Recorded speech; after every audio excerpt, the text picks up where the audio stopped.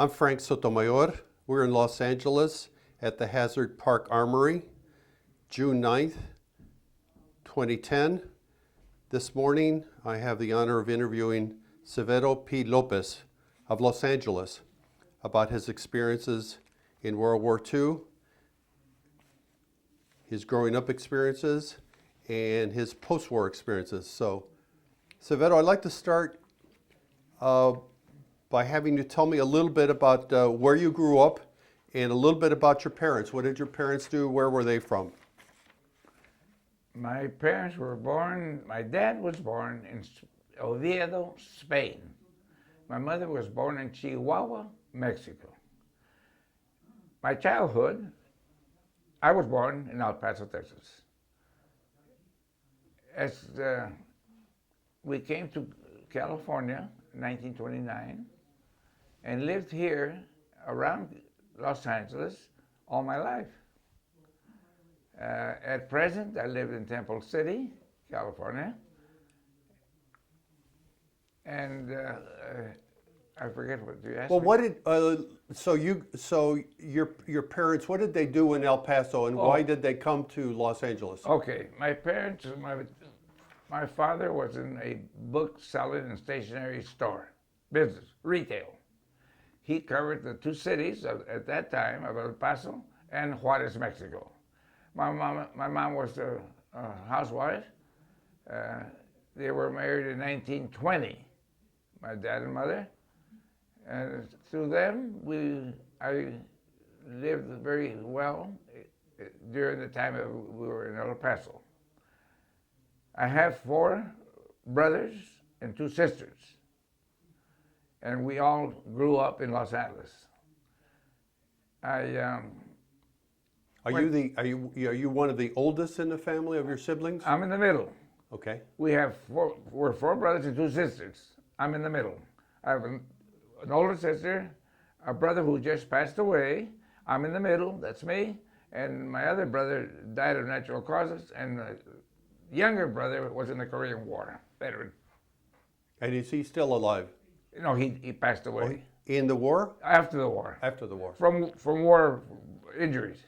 Okay, so your dad had a bookstore and stationery in El Paso. Yes. And what happened to that store? He just closed it down. There was no buyers. That was during the Depression, and there was no buyers, so he just dissolved it, left it to a few friends that he knew who might want to continue, but we found out later that they couldn't handle it. They didn't know how to do it. So then we came to California. How did the Depression, the bank failures and all that, how did they affect him and his business? Yeah, terribly, because he had accounts on credit to both areas. El Paso City, he used to sell, all the stationery was bought from the city hall there in El Paso. We had all that business there. And when the banks closed overnight, there was just nothing, nobody to sell to, nobody to charge the balances. Nobody would pay. They just said, well, we're broke. Banks closed. Nothing. There was nothing. It went to zero. It's not like we're in a crisis today, but anyway, that one is the way it went. We came to California flat broke.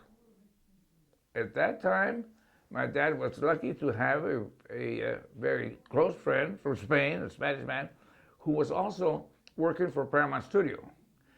In 1932, Paramount Studios was still filming films in Spanish. So we were lucky and fortunate. We only spoke Spanish, all our family, didn't know any English. And through him, he put us in the casting for filming as extras. That's the start for my dad to be able to make a living. And he worked for the newspaper here in LA in those days also. He used to write articles on films and scripts of that nature. And then right after that, he was a censor, postal censor for the government. He got a job at the post office in Los Angeles also. So we never felt, I have to tell you the truth, that we never felt the depression. We know it was on. but we never felt it because of the help we had from working at the studio. We were 6 children, so whenever there was a studio call, sometimes they used all 6 of us. And in those days, it's a little strange, the pay was $15 a day. As we got a little bit more known in the studio, we do a little bit part of someone, and sometimes we'd make $30 and $40 a day. So as we went through the depression, through the studio, through my dad's working, we were able to survive in a comfortable way. We all had educated here in LA, and we all went to school. I learned English at school without ever having a teacher in Spanish. Let me go back because it's interesting. Your dad wrote for a newspaper in Los Angeles. Was that in English or in Spanish? Spanish. And which paper was it? Do you know? Yes, it was El Diario. El Diario. El Diario. And he used to write cinematography stories of Spain, Mexico, and the U.S. while he was still, it's kind of like a novel type of writing that he was. And he did very well. So we went along with that. And the films that you appeared in as extras, were those in Spanish or were there some also in English? Some in English, yes. We worked, one of them, I have pictures of Eddie Cantor, that great actor, comic actor. He made a film with the studio. This was in English. The Kid from Spain, Eddie Cantor. It's a great film. It's very, very, reminds us of when we were children, you know. He was taking us to Mexico. That's what it says, a kid from Spain wanting to go to Mexico. So we were a family of 6. We all worked with him, and took us to the border to see if he could enjoy and employ us in Mexico. And this film, it was quite an interesting film. And how old were you when you were in that film? 10. About 10. And you continued to do the studio work? Studio work? Yes. While we were going to school. Because they gave us school at the studio also. We have 4 hours of class at the studio. So as the years went by, I went to grammar school, junior high, and then the high school. And then from there I got my first job, which was the shipyards, when the war was starting to get ready. And I worked at the shipyards, and then I got another job because I was draft age. We watched the numbers. If we came close to our number, we knew we were going to get caught. You couldn't work. There was no work. Nobody would hire you. The defense people wouldn't hire you because you were going to be drafted at any moment. So I had to go from job to job.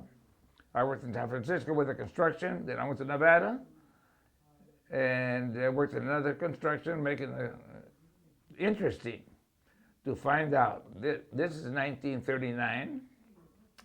We're building the ammunition dumps then to get ready for the Second World War. Mm-hmm. We didn't know what it was. We made these great big storage facilities in Hawthorne, Nevada. And they were just quiet. Nobody said anything. What is it for? It's a storage building. They never told us what it was. I didn't know till I almost got drafted what they were going to do there. And from there on came the draft. I went to Camp Cook, California, our first camp. From Camp Cook, went to Camp Beale in Sacramento. I was in the U.S. Combat Engineers. When I worked at the shipyard, I did all the cable training, tying cable ropes, knots, and all. So I was put into the combat unit to pull ships out of wherever they had to go, what have you. And that story just was going on until 1945. So let me go back a little bit, Okay. just so we have it for the record. Where you graduated from high school in Los Angeles? Belmont High School in Los Angeles. Belmont High School. Mm-hmm. And Still there. Still there. Yes, it sure is. And so tell me about the time after the war started, after Pearl Harbor. That's when you were working in these kind of defense-related jobs? Yes, uh-huh. And you knew you were about to be drafted. What about the day that you were finally received your letter, or how Did you find out about being drafted? It was a very big surprise. And I remember we were living on Bunker Hill here in Los Angeles.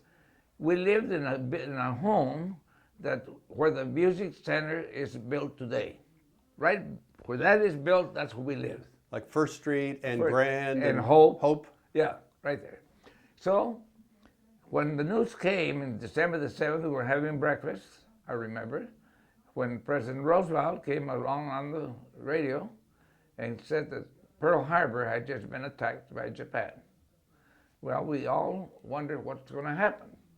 From there on, we just waited for messages that would be given to us, telling if you signed up in LA or San Francisco, wherever you signed up at, your numbers would eventually have to come up. And there was notices sent. Many notices that my friends got in the neighborhood came before mine. I don't know what system was used, but then when I got the first notice, it was kind of havoc at home. My mother felt very, very lonely. You're going to have to go to the war, and all these little stories that happened in a formal family, which we were. And this is the way we received it. When I got the notice, I got one notice, and I was working in San Francisco with a construction firm. When I got that notice, I told the company that I was working for that I was expecting to be drafted, because they knew that also. There were a lot of workers that were draft being taken out of the city. So when I said I was going to be drafted, they put me on the job on consignment. But I gave them the address where I was living in LA, and when the notice came to San Francisco, that job ended, and I didn't know that. So I went to the job in Nevada. At that time, I get a notice from the government saying that I had been drafted and I didn't report for the interview, whatever they were going to do. And I called them and told them. My dad always gave me the information where I was working, and so forth. And finally, they caught up with me by the number. And to my surprise, we were at a very interesting event. Frank Sinatra opening at the Palladium. Beautiful thing. That's where I was that night. When I got home, after midnight, there was a car of the FBI sitting on our door. And they waited, I guess, till I got there and opened. My mother then opened the door, but they didn't ask her. Wanted to know, are you Severo Lopez? Yes, I am.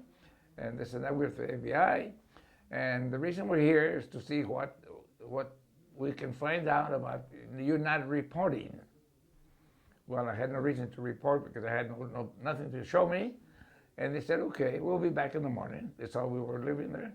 My mother said everything's here in the home. The next day, they called me to go to the draft. Fire station on First and Hill.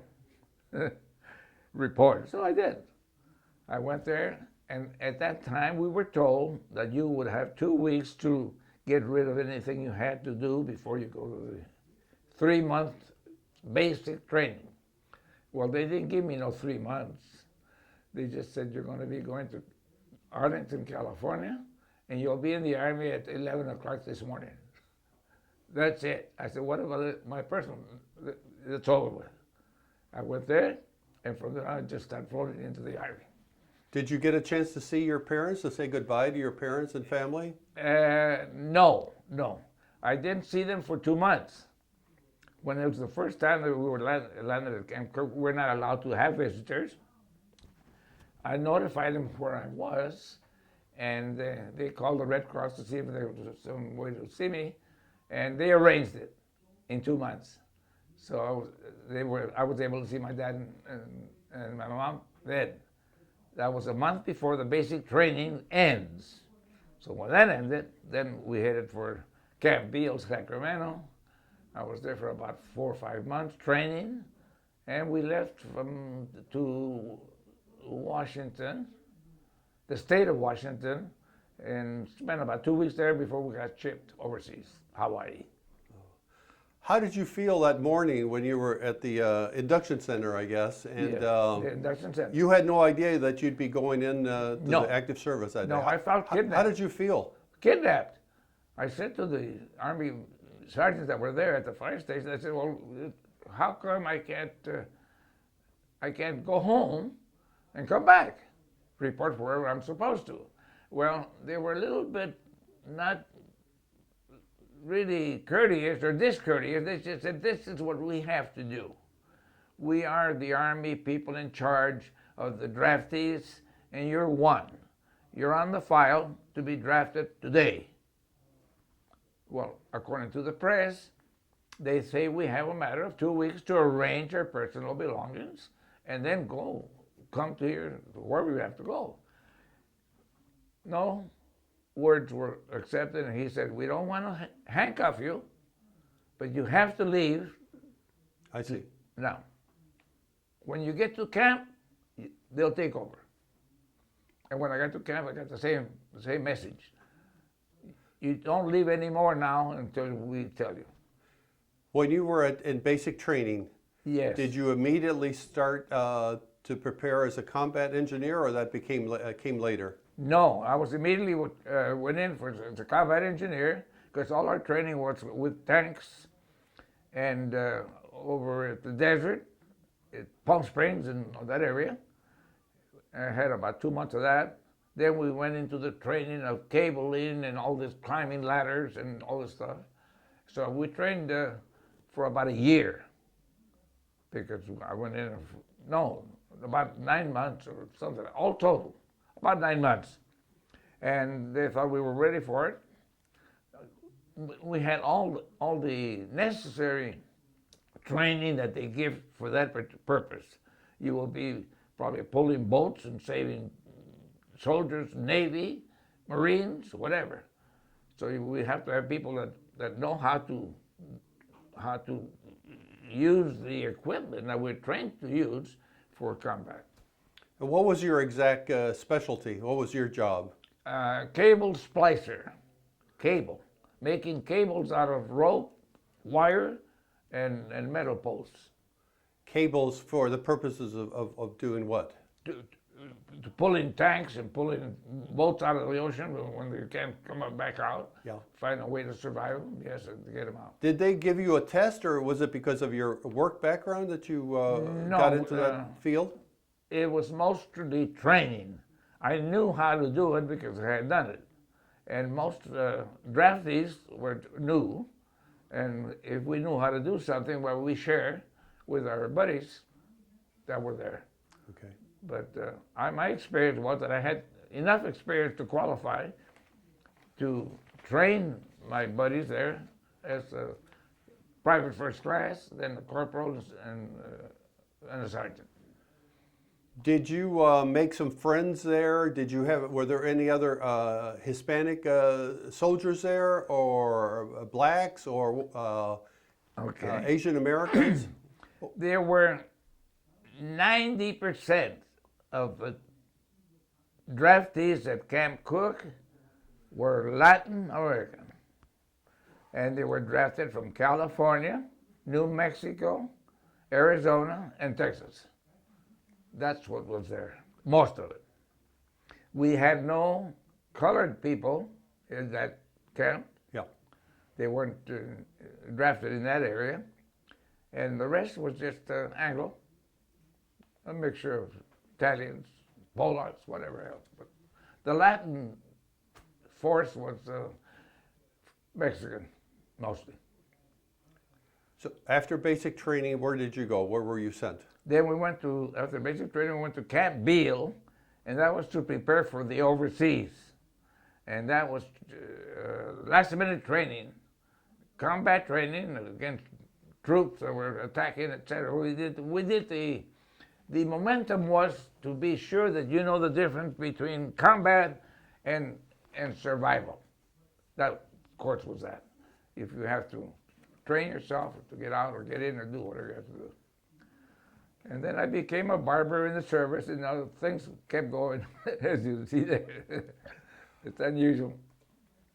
You became a barber? Yes. How did that happen? And well, this is how it happened. When we got aboard ship to ship overseas, we were aboard ship, I don't know, maybe 3,000 soldiers and the officers. A month went by and we landed nowhere. At that time, the danger of the submarines from Japan were in that area, around close to Hawaii. So the ship would just go north and south, east and west, wherever it was to save the boat.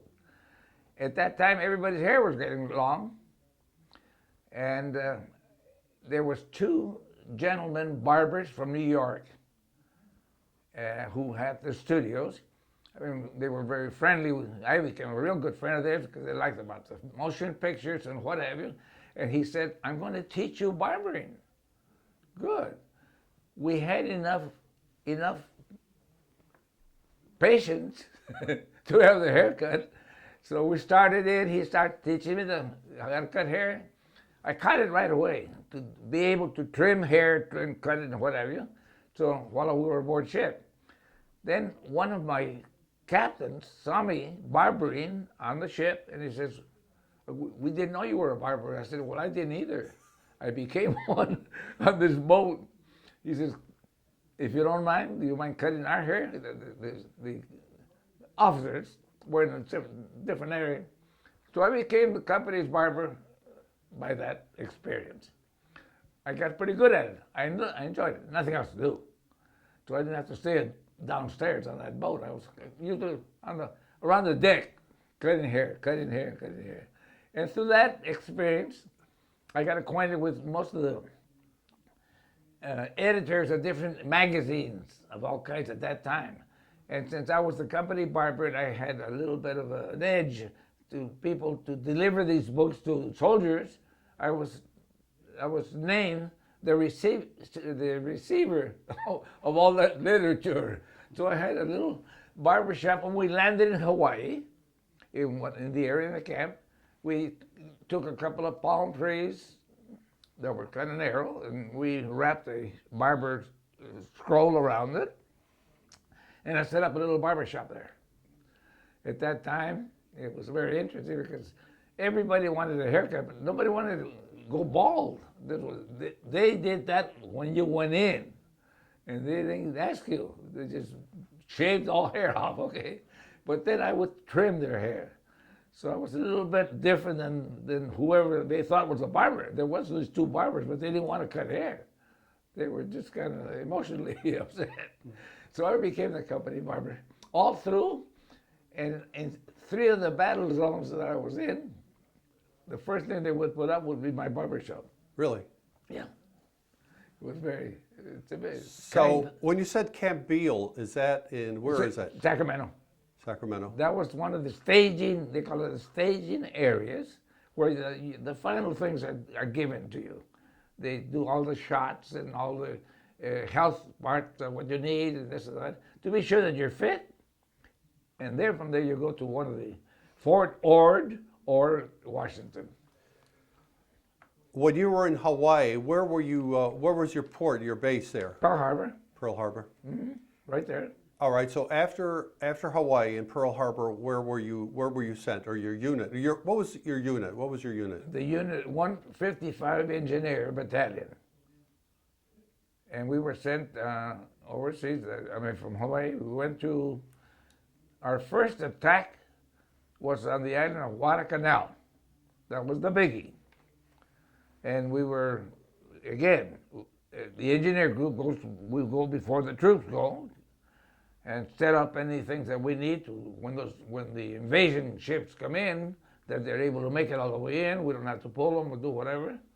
And right away after about 2 weeks of battle, of heavy battle there, we were moved to the island of Palladium. It's an island between Hawaii and Palau. A very gorgeous piece of island there. How do you spell that? Palladium, it's P-E-L-I-E-L-U. It's on all the combat maps. And there we had a staging area because there were too many boats being sunk. The Japanese Air Force was hitting everything in the Pacific. So we went as a staging area that not many troops would go. They would just pull troops where they needed them, dump them there, and then move from there to another attack ship, a real battleship, and take them to where they were needed. Then from there we went to Palau. Palau, P-A-L-A-U, Palau, a fortress of an island. Nobody knew, not even the American intelligence didn't know, that this fortress had been built since 1929 or 30. The Japanese had already built. In this mountainous island, there you have caves dug with communication. They had electric power there, they had phones, they had everything. They could not be seen. That was one of the big battles. And as we got ready for the Philippines, General MacArthur, dug up a pretty good attack force, and he advanced the attack to the Philippines, whereby it canceled our movement from there on. And there's just a matter of going from island to island. So, Palau. Palau, the big one. Okay, what was your role in that? Tell me about that. So you were the barber. Yes. But did you revert back to being a combat engineer? Oh, also? yes, oh, yes. The barber was only while we were in resting areas. Right. Where the battle was not in force. Yeah. But the minute we got to battle, forget the barber shop. All the bald heads would go hairy. And it was known already to some of the Air Force groups where the Air Force would land, and some of those pilots would see this little barber shop near the airport. They want to know what's going on.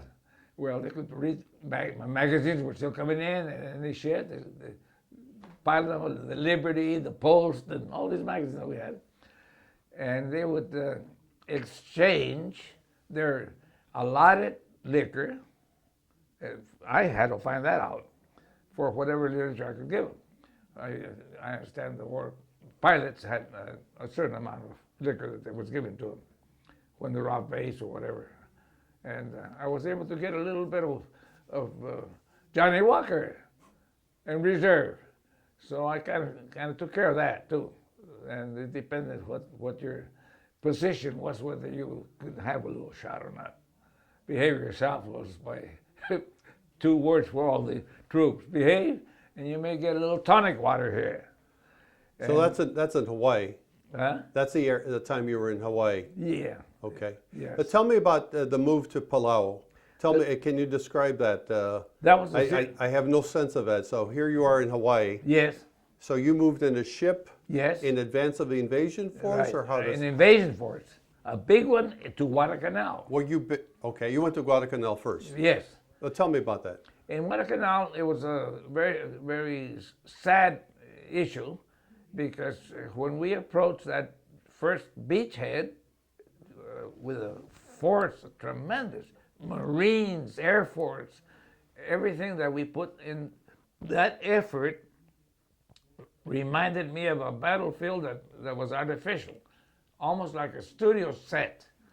There was such a blasting attack against the Guadalcanal forces, and Japan had lined the beachheads with little tunnels, and they were fortified heavily. So we lost a lot of men on that attack. And as we were able to filter into the coastline, there's some stories that I read afterwards that the first time that the soldiers, American men, realized how much blood was there because the waves were starting to look a little bit red.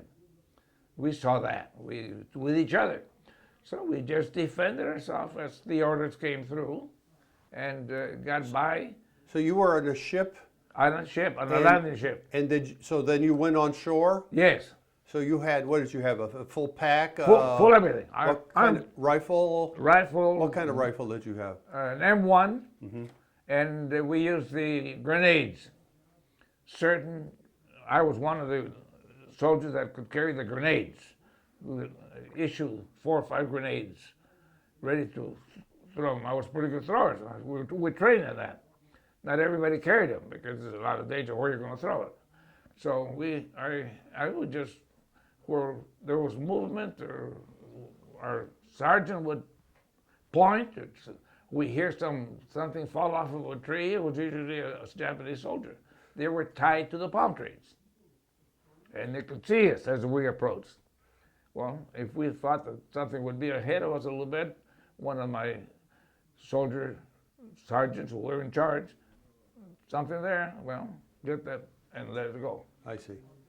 So you're going on shore, and you're coming under fire from the Japanese, right, who are dug in trees. Exactly. And were you wounded, or one of your buddies wounded or killed in that attack? Yes.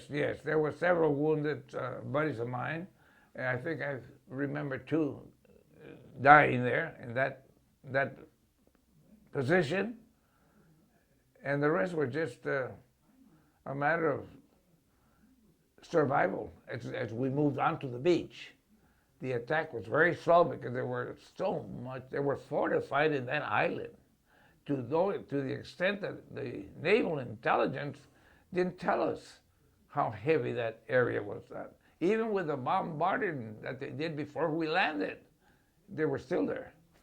Firepower was enormous. How big was the force that came in, the invasion force? Our force was 8,000 men. And that first landed, but there was in reserve 3 or 4 battleships waiting to come ashore also, but they didn't get there. The war changed its path, and Japan was one way. Then they started bombarding the island.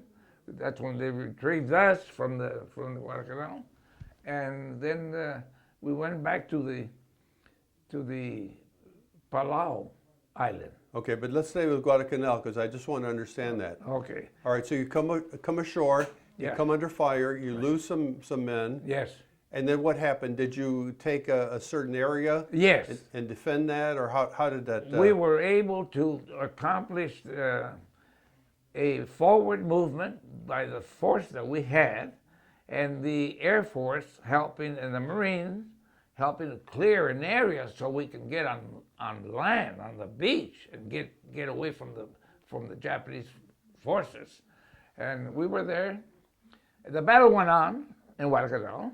We were in a safe area then, once we conquered that area with our forces, and the loss of life was terrible for Japanese. How long did that take to get?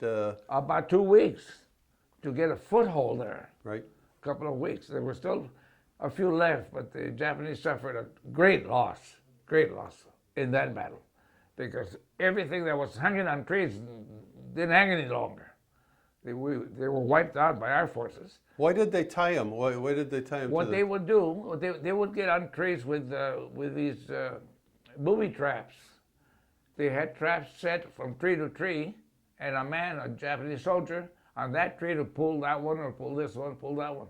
They had a kind of a network of weapons that would fire in that area where an enemy would attack. So those people, that stopped us. That held us back there for 3 or 4 days. Because every time the troops would move, there'd be a tremendous bombardment. Where's it coming from? They were on the trees in all these ponds. It's a very jungle area. So you don't see any more than 3 feet without going behind some bush or some tree, except for the palm trees.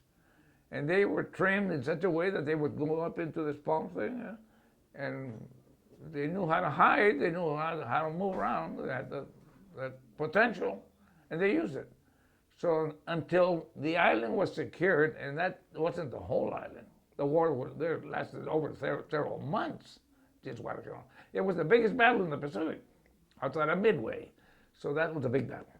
But they kept taking it and taking it, and that was able to bring the American ships around coastal areas there and continue to attack the Japanese submarines. So you were there through the whole battle, lasting some months, or were you redeployed? No, we left.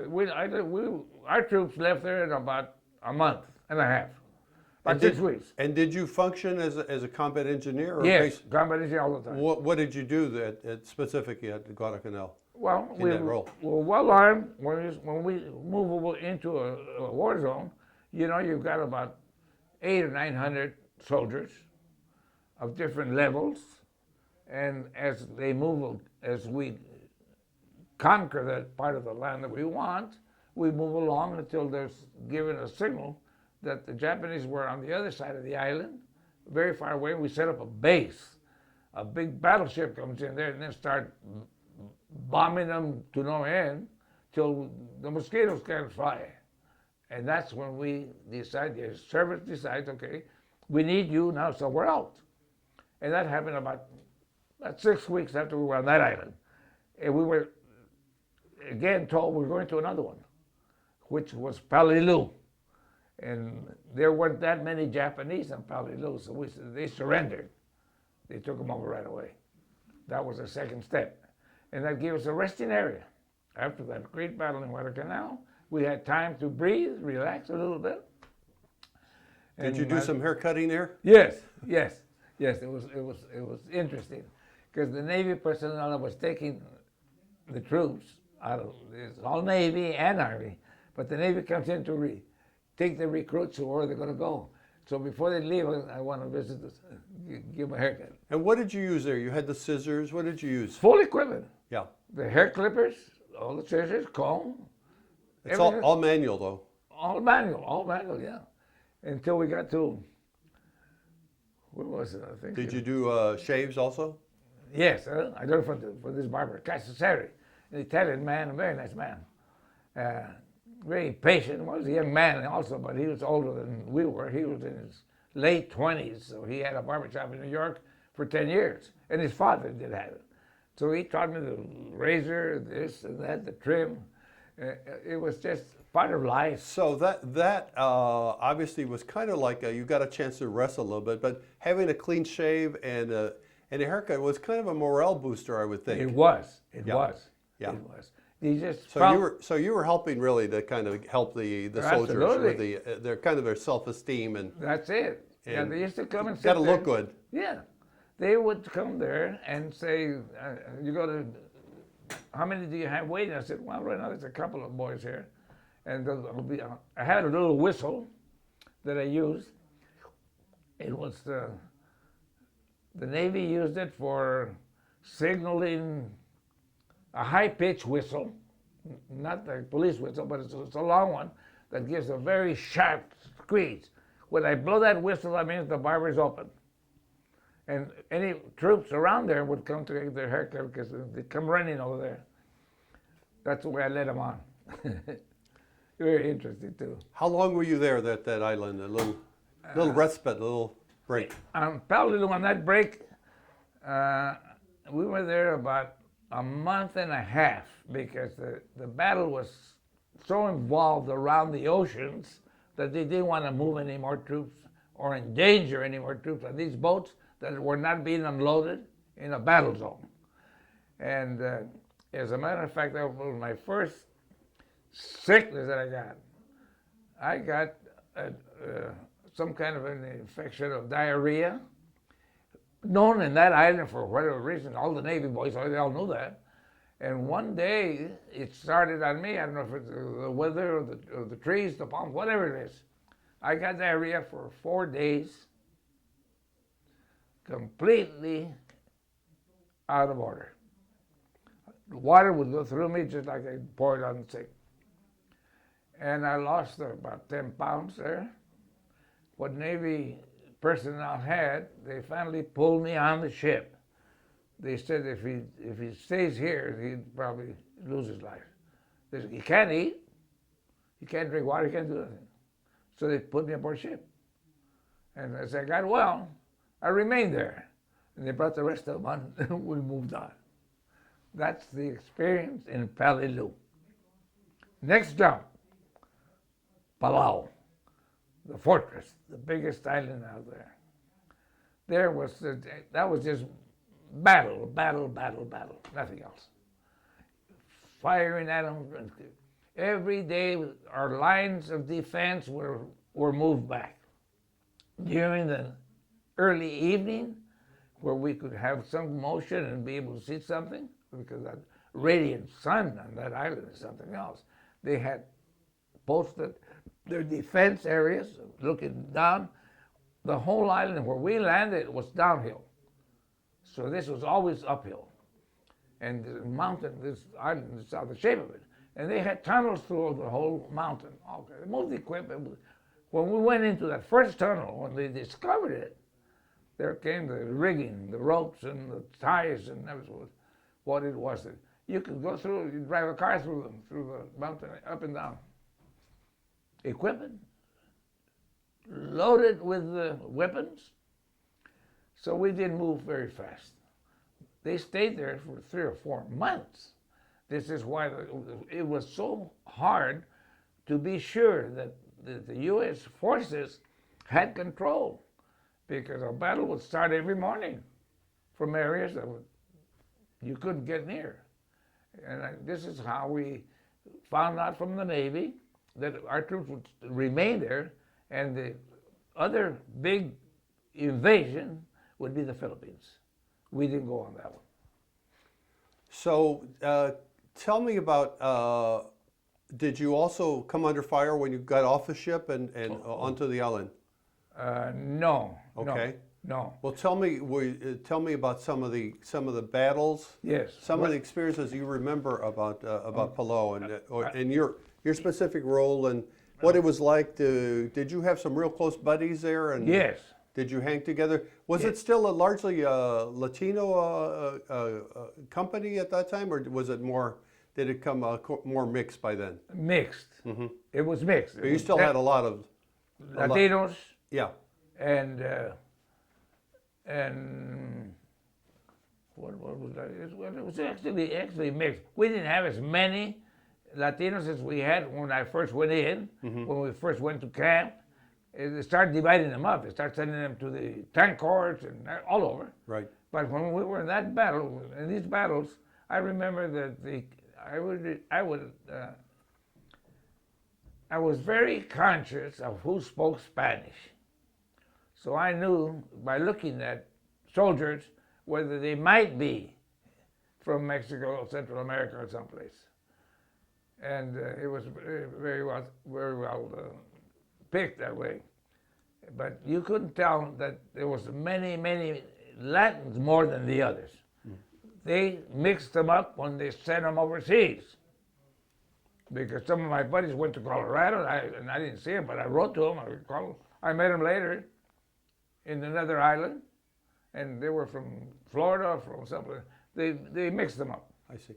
Speaking of writing, what about you? How about your family? What kind of communication were you able to have with your family? We had a post office issue with all the ships. We wrote a letter. Probably they would get a letter once a month, and they would try to service their mail, my family's mail, to where we were, and it would always be a month or a month and a half late. It took that long between this boat and that boat, and then when the mail got to that ship, we weren't there anymore. So they take that mail and forward it to another boat, and finally they'll catch you. They catch you. They did a pretty good job with that, with the mail, keeping us informed with the family, I'm referring. And the ones that were lucky to have an address that was permanent address was much easier.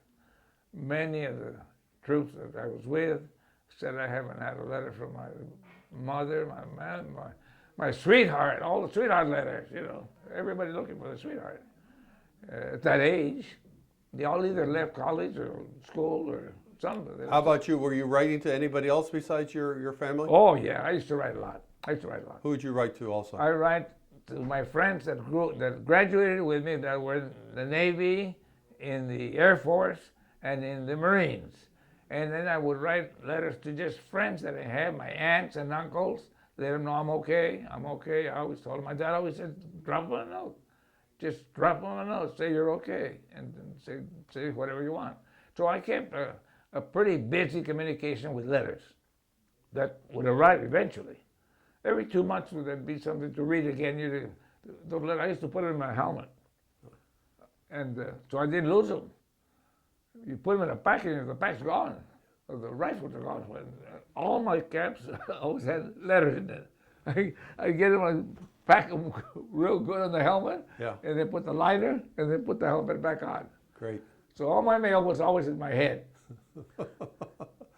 gave something to read like that, And And that how did you feel when you got those letters? I mean, did they give you some kind of sense of? tremendous emotion, tremendous. You'd think that you hadn't seen people for 10 years. When I got a letter, I read it 100 times. Well, there's nothing to do. Nothing better to do. You're talking to your friends every day. You're sleeping next to them. They're there. And some conversations get boring. But, you get selective. We had a lot of very low-schooled people from the Midwest, from southern states. I got so that I can decide where they're from by their accent. You're from Tennessee, no doubt. You all go and so forth. They have their vowels are completely backwards, whatever. And so I knew who they were. We got known as Los Angeles being the Hollywood studio bit. And since they knew I had worked at the studios, I was a little bit popular, I would say, with these extra men that now and then in the areas where we go for relaxation, watching those films. And like we saw one film that I had worked in with Clark Gable while I was in the war. It started in where did we go? New Zealand, I think, for rest area. And in that theater, they showed one of Clark Gable that I had worked with, Adventure, known as Adventure. I'm a drunken soldier at a club where he kicks in the door and I make believe I fall over and do the whole How lot. old were you in that film? I was about 18. Did you get a credit at the end or no? No. It was still known as a bit part, and speaking once in a while. And I saw another one, that they still have it around. My great grandchildren have seen it already. That's with Dick Haymes, Vera Allen, and it's called.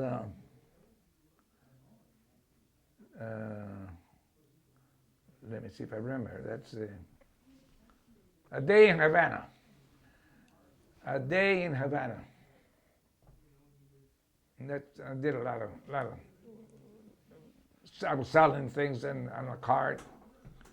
One of those typical.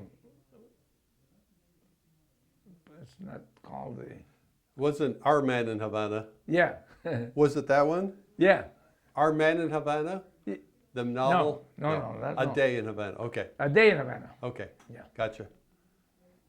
And that brought a lot of interest when I got back. We got the actor here. This guy didn't tell us. He worked at this one and that one. We didn't say nothing about that. It's exciting news, any news you get. Now they wanted me to tell them stories about the studio, how we got in, how we have it. So there was some little. My dad used to write the most interesting letters because he made me feel that I was who I am to my dad, his son, but he very inspirational with his writings, and all in Spanish and with little idioms that we use, for. Now was he from a literary family, or how did he get interested in writing in the bookstore? Yeah, he had from home when he was a young man. He was a designer, weapon designer in Asturias, in his hometown where he grew up. Asturias, Spain, is the revolutionary area of Spain. That's before this war, the Spanish War, but. His father, my grandfather, was a writer, and in his education he did a lot of reading and writing. He did a lot of that. He just likes to edit small subjects, pamphlets, small books about different subjects. But he was very literate. He knew the language real well, and of course he spoke Italian, Portuguese. And when did he come to the U.S.? He came in 1904 to Mexico, 1904, and with a twin brother. My dad's name is Primo, meaning first, number one. And 7 minutes later, my uncle, his twin, was born, and his name is Segundo, second. And between those two, they were pals when they came to Mexico. Of course, the land in Veracruz, a tremendous repatriation that they did of people going like they do now from this country to that country. And they were, and that area of Spain was suffering everything economically, very serious. So they were coming to Mexico or Cuba. So he came on that trip and moved around Mexico. And he met my mother through a very serious form of living, because when he immigrated from southern Mexico to the border at the war, the Mexican-American War, which has been 1913, 1914, 1915, when the Mexican Revolution, in those years. Oh. So he moved on. And my mother's family was a very well-known family in Chihuahua, Mexico. They were well off.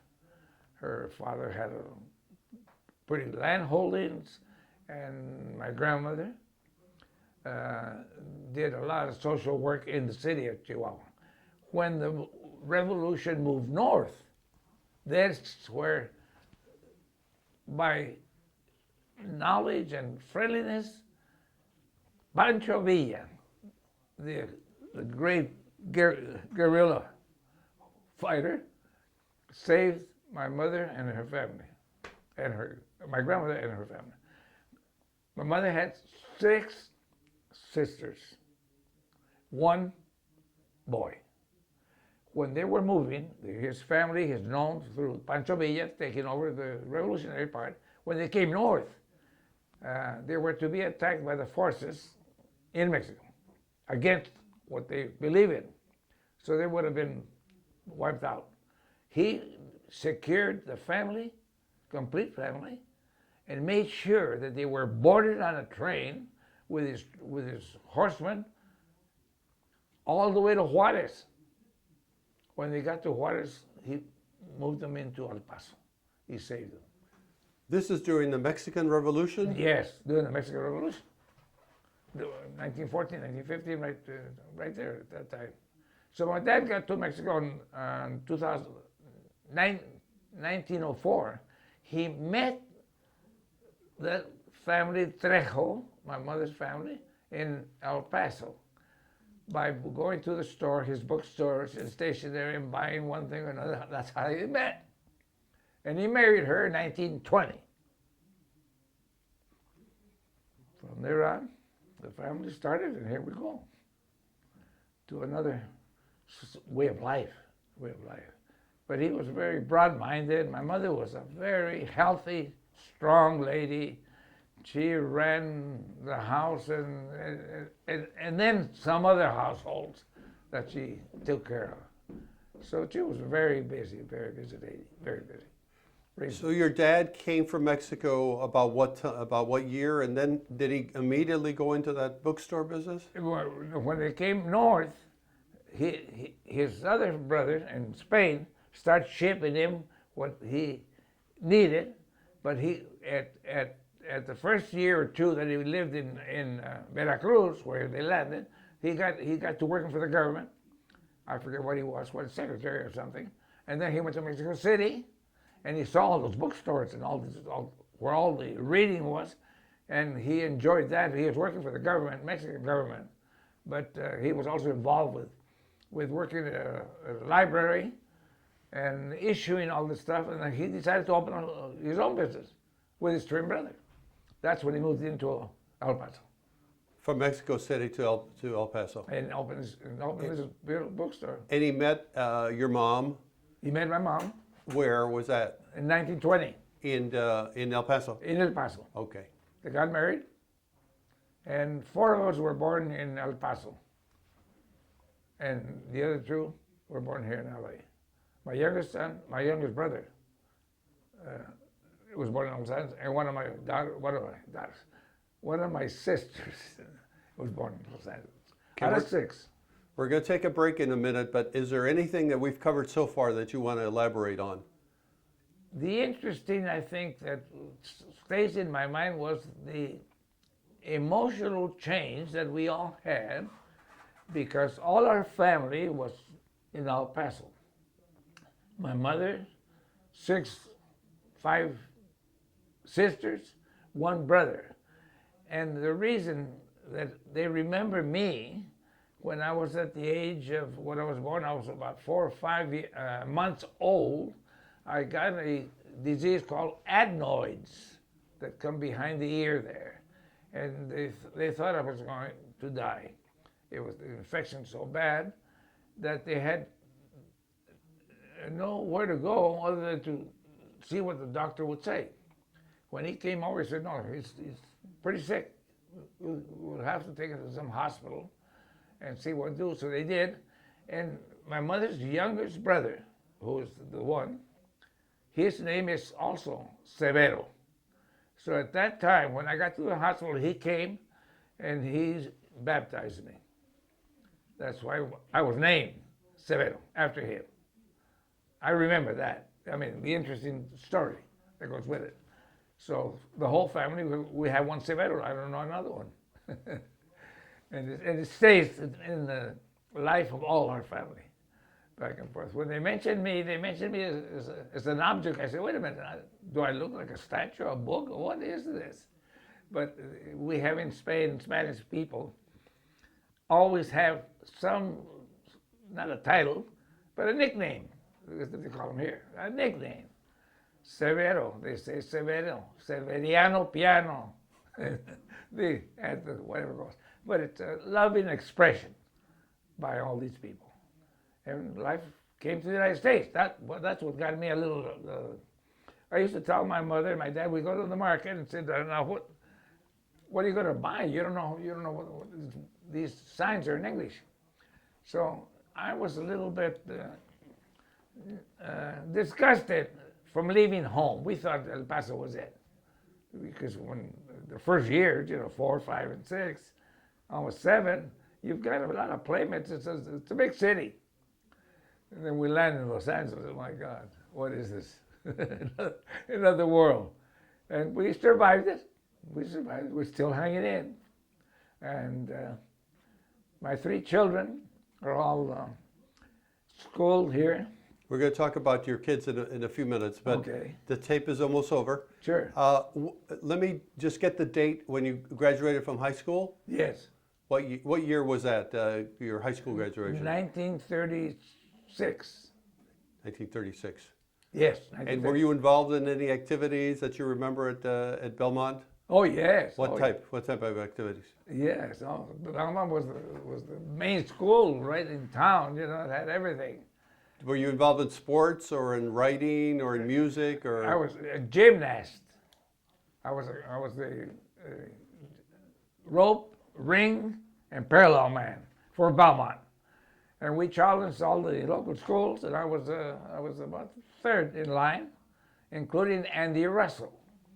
My opposite of my gym time was Andy Russell at Roosevelt High, and we beat him. I was the And head. for those who don't know, who was Andy Russell? The singer, great. I mean, he's a Mexican ancestry, but an American singer, and an actor, married to this beautiful blonde girl here in Hollywood. They all know him. All Latin America knows him. And here, he worked in films also. Andy Russell, great singer, but he was a competitor for me because of Latin origin, and Roosevelt was our competitor across town. We had Belmont. So we beat him. That was another proud star that I had there. How tall are you, and how much did you weigh then, and how much did you weigh when you were in the Army? This is important. When I joined the Army, I weighed 134 pounds. When I left the Army, I weighed I think 92 or 94. I, I, I was very ill, very sick in the service, and we had a starvation island that we landed in to come back. And at that time, when I gained my strength, I went back to 134, and I weighed that for the next 50 years. 134, 136. How tall are you? 5'6". 5'6". Okay, Severo, we're going to take a break now, Sure. and then we're going to come back and do a second tape. Okay.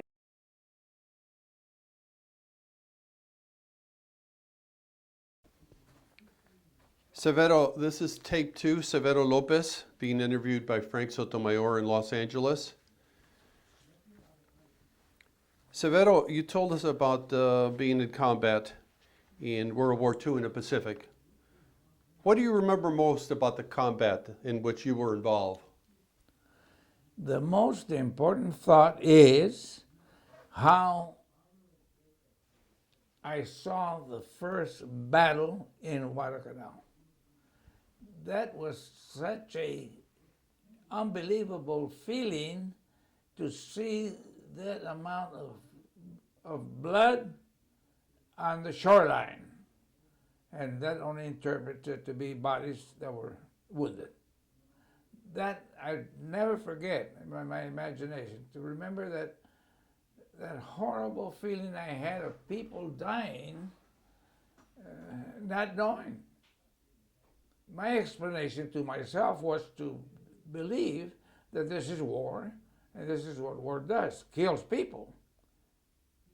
It might sound different to a politician, but in my life, a very simple, working person, I just thought that was the most horrible experience I thought I would ever go. So I have maintained that. I told it to my family. They ask a lot. The younger children, they see it on TV, they see it in newspaper, they see it everywhere. And they ask, Grandpa, how did you manage to stay awake to see such a horror? And I can only tell you, I tried very hard to forget it. When I was still in the service, I thought, I don't want to remember this. This has no importance at all. And one of the fathers, one of the priests in our unit, aboard ship, asked me, he said, Severo, do you feel any different about how you live or how you want to live and so forth? I said, yes, I feel different. I had this horror. And he said, well, in your mind, you're going to have to get rid of it. You're going to have to make an effort so you don't carry it with you, because it could create a very emotional state of mind now and later. And he gave me quite an enlightening, after I visited him 4 or 5 different times, we talked about the same thing. I said, well, all I can tell you is this. I'm going to try to forget it. And I wrote a letter to my dad and told him about it, and a few letters that I wrote to the family that they still have. And I remember when I came home, a year or 2 or 3 or 10 years later, my dad had this letter. I said, son, this is what you wrote. And I've noticed that since you got home, you don't talk about the war ever. And I did. I forgot it. I was able to forget it. Now, talking to a few doctors and a few psychologists on my own purpose, they seemed to have different explanations, but they thought that my life would be more complete and effortless by forgetting it. So I feel very happy that I was able to do that. Unless a subject like now comes up, I have no reason to talk about the war. I have the Veterans Administration that I've been with all my life. I subscribe to their magazines. I donate money to the vets, both groups, and I feel real good about it because I know there's somebody out there that's worse off. I'm healthy, I can eat and sleep every day, and they can't. So I have a piece in my life that I remember them, but nothing about the war. Nothing. I just wiped it out. So I'm, at this age, I don't have to remember it, I feel. If I'm asked something, like in your case, something vital that would help someone else, maybe, see that you can get through these things and still be a very normal human being. You can. I don't have any moments that I shake up, or there's no change at all. I can talk about the war like I'm talking about popcorn. It has no meaning, but I made sure I got rid of it, and I feel good about it. Where was it that you talked with the priest, and as kind of your spiritual and religious life, has that been an important part of your life? Yes, the spiritual part was very important because he had a method or a way to handle that subject. Are you sick? Are you hurting? Are you this? Are you that? He had some very proper questions between him and I, and he asked me about different subjects, about how I lived before, and then he also was very detailed about explaining how my life would probably be in the future. I would have to monitor my thoughts and put them in the right order. What happens to a lot of veterans, he told me, was that they misplace the thoughts with different events of their life, and they get very confusing, and before you know it, they're just in a state of depression. I never got depressed. And I said, on account of him, there were moments that in a foxhole with a helmet laying next to you, and we're just waiting for somebody to die. And I used to just kind of think of anything in my younger years to go to sleep. I was able to do that, and he would say, I would tell him when I had my gym class and when I did this and I had some boxing lessons, and this would just entertain my brain, I guess, and put me out of that subject and fall back into my normal action. I had to be wide awake, of course, but I did it with a good mood, and it worked. I've told that to veterans, soldiers that are crippled or whatever. I said, I know what you're talking about, because I see that in wars. I mean, I saw bodies with no limbs and no arms, and with wars, hell. But I saw it. Where is it that you met with the priest? Was that after you left the war zone? No, or was it in the war zone. Okay. These priests are in the Chaplains. non-combat, of Chaplains. course, with the high officials, officers, but they do come within the troops. They wander around with your dog tags. If you're wounded or whatever, they check to see that you have your Catholic. My religion was Catholic, Christian. So they would stop and say something, and I would stop and say something else. And before you know it, he made a visit, I would say, when we're not in battle or waiting for battle, he'd be there in his suit and handling everything as we're supposed to. So it was kind of an isolated incident with the priest there. Not only when you need him, not only when you call when he's wounded, he's dying or whatever, and give him the last rites to so many of them, with these different priests, and from different walks of life also. The rabbis, there was rabbis there. Were they chaplains, Army chaplains? Yes, Army chaplains Catholic. Right. Yeah. Okay, Severo, so after Guadalcanal, and then your little rest time, R&R, and then Palau. Where did you go next? Where were you assigned next? We were assigned to go to the Philippines.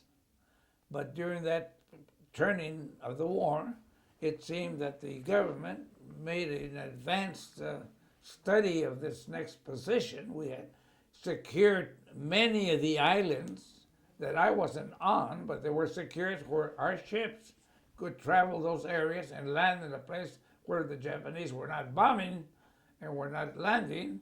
So it got a little bit stronger. That's when I went on R&R to New Zealand. In that interim of short time, uh, the attack was planned, as we knew it, for General MacArthur to invade the Philippines. And that's what he did. We were out of there. So with the troops moving out forward, there was no reason, I guess, to take a division, a 155 engineer group, and shove them back in there and throw them back in. My war days ended at that time because the war ended. If it had not been the end of the war in 1945, we would have been jumping more than 90, but we're getting too close to 45. So the troop movement was different, and then came the strong. I remember it all. So did you ever get to the Philippines? Did you get to the Philippines at all? Just to change, get off of the Philippines, Mandalay, and regroup for troops starting to come back to Hawaii, to the States. That's when I got sick. Okay, well, let me first ask you: were you aware of the bombs that were dropped over Japan? Oh yes. Well, what was your feeling? What were people saying? We were at sea, and I remember, and we all do, we were there on this boat, this big ship, when they start moving every ship from what we could gather from the sailors that were hearing it on the news, that they should move westward, and you always see these battleships passing you, the destroyers and everything away. And I remember how well they described a unknown act of war that would happen. And of course, we thought it could be Alaska, it could be another island.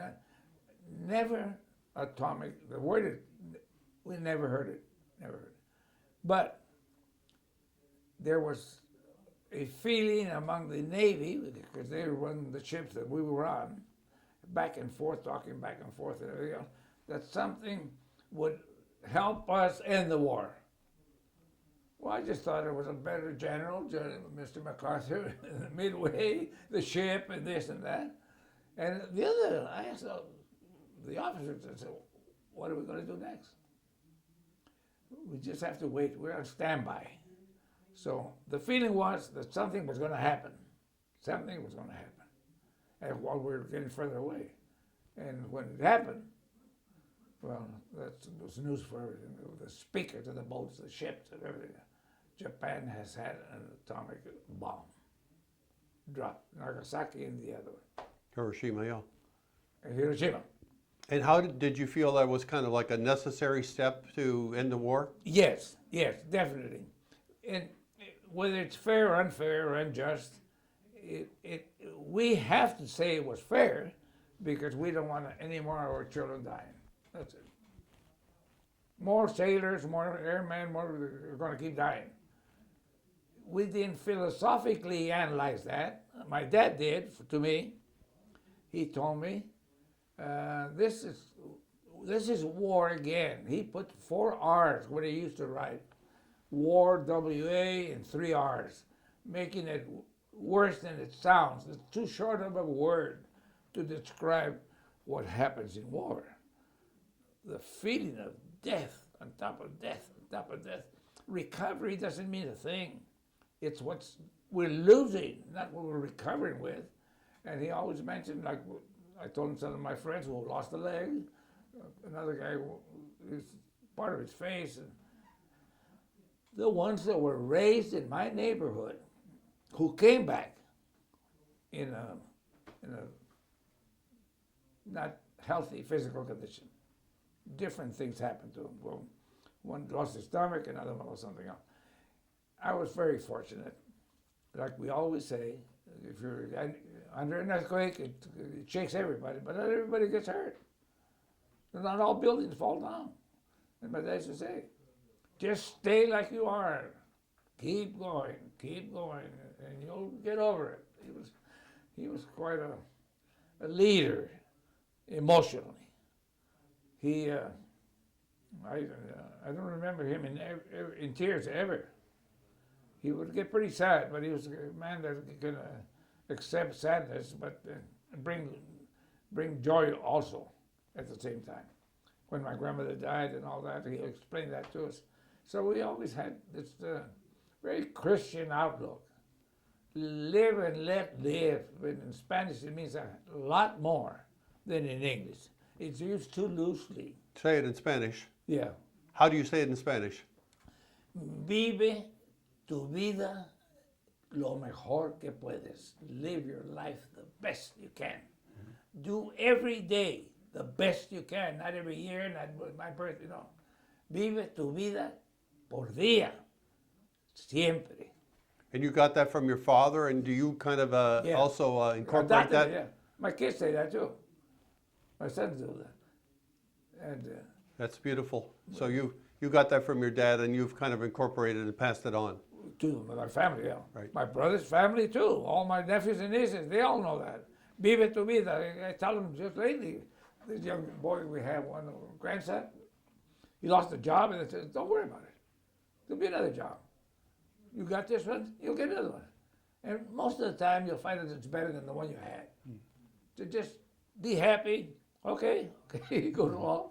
You know, he's 44 years old, and he's a computer analyzer or whatever. Good. And he gets bored, or sometimes I guess whatever happens, but he'll give me a call and say, "What's wrong, Christian?" And I'll give him a little bit of what they gave me. Don't be sad. Don't be glad either. Choose some word that makes you think of a football game or a sweetheart that you still have. And we just kind of go along with that. Try that. While you were in this service in basic training or in overseas, Yes.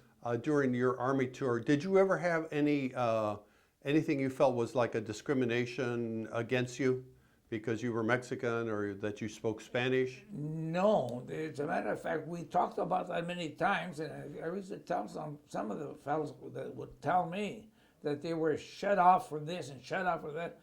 I learned that discrimination didn't exist for us. My dad said that you have nothing to do with that. You're just another man, another boy, another girl, whatever, and that's it. Now, did I see discrimination? Yes, horrible. But I would force myself through. If it said, do not enter Latin Mexicans, like in Texas, no Mexicans are dogs. What's this? What does that mean? That didn't turn me off or start marching or nothing. No, I just said, oh, really? How's he going to know who I am?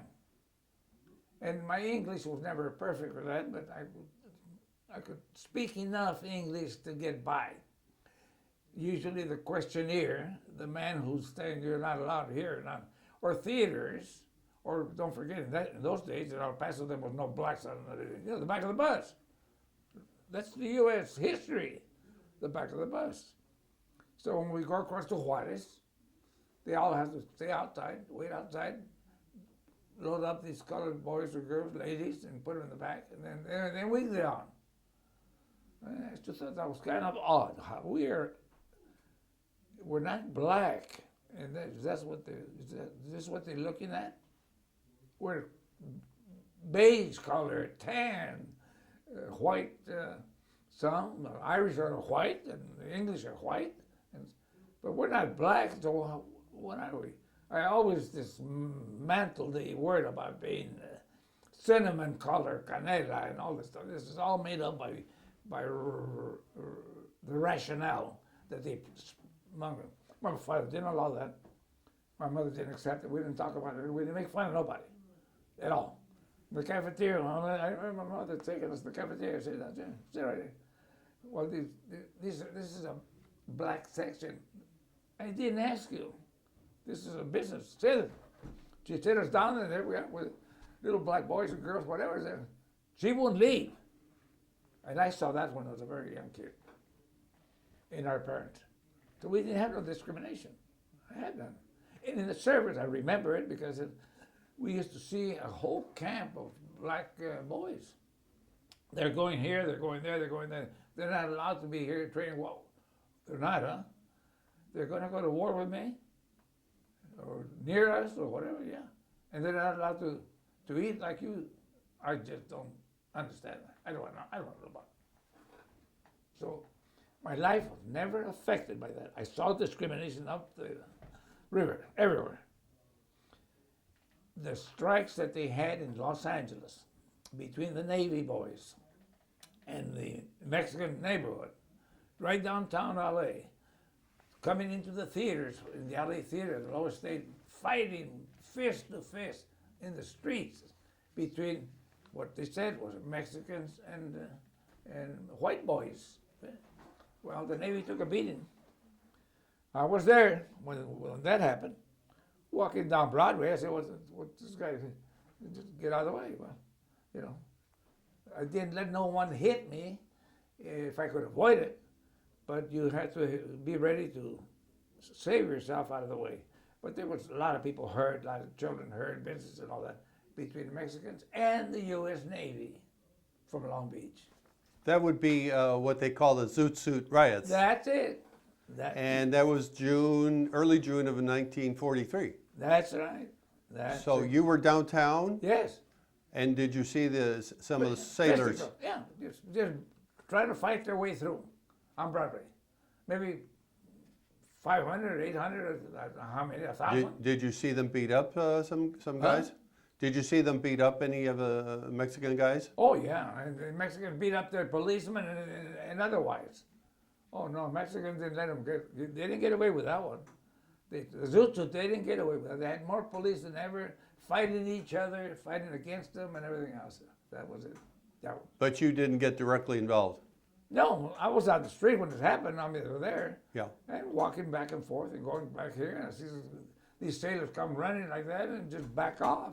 Where there were more Mexicans, where the people that were being beaten were trying to save themselves. And I threw a few punches to help myself out. That's it. Yeah. But I had no reason to attack sailors or nothing like that. No. So that was an experience, but not discrimination, Frank, as is shown.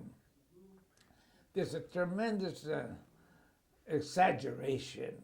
There's some very serious statements made by Latinos also that hurt themselves and the people they represent because they resent certain personal things. When you're talking about a community, we're not talking about Mexicans or nobody, we're talking about people who live, period. But we can't ever get this thing off the books unless they know why the causes are being so strong. We have now. We have immigration. The whole country is suffering very seriously with this immigration thing. And it needs to be organized by the Congress because that's what we have, the representatives of all of us. There are people there to represent us. And I just don't believe that you can just name a certain group today and call them ICE and take ladies and children. That is not in my book at all. Did you, during that period, did you wear a zoot suit? Did you like the zoot suits? Or Yeah. I had tailor-made clothes. I was working at the studio. I used to dance a lot too. We worked with Gene Loring, the dance director at MGM Studio, very famous out of the world, a ballet guy. Between my brothers and I, we appeared in every musical that he would direct. We were great dancers, great. I used to dance. We had tremendous, all of us do, the current music. So we were always in the limelight with that. Dancing was something, and the Zoot Suit, when it was famous, was being shown. So we were a little piece of that action, yeah. So you were a dancer in Gene Loring films? With Gene Lawrence films, where he directed this dance with Rita Hayworth. I worked this picture 48 days with her in Columbia Studios, dancing all these musicals. All kinds of films. So you saw, can you pick yourself out in the film, or you were in the back? No. A lot of times we could see myself and my brother also. We were on camera doing a tango or doing a real Cuban dance or Spanish dance. And the camera guys, well, sure, we were with the actors, whoever they were, yeah. We did a lot of that. That's where I made some pretty good money doing that. We used to get paid under contract for the dance sequence and we earned $750 a week on that Rita Hayworth film. I made about $6,000-7,000 in about 2 weeks. This is before the service. Oh yeah. And did you say Gene Lawrence? Yeah, Oh, Gene Loring, Loring. okay. Gene is Gene. Famous at MGM Studios with all the dancers with the. And what were some of the films? Do you remember titles, film titles? Well, let me see now. The title of this picture, this one is Carnival in Costa Rica. That's a big one. Carnival in Costa Rica. That's a big one. And you did some dancing in Yeah, that? yeah, oh yeah, all the way down. They have the yearly masquerade party, and the dancers come first. And me and John, my other brother that passed away, are always in the front, always around the actors. They put the best dancers, of course, and we were the best dancers they had in Latin music of all kinds. Did you have dance lessons or you just picked it up? No, we learned it. We had lessons. Okay. Yeah, we had lessons. And what was Rita Hayworth like? That picture, that film, I'm trying to think of the name. It's very simple. It's on my mind. It's just, God, that was a beautiful picture. Rita Hayworth.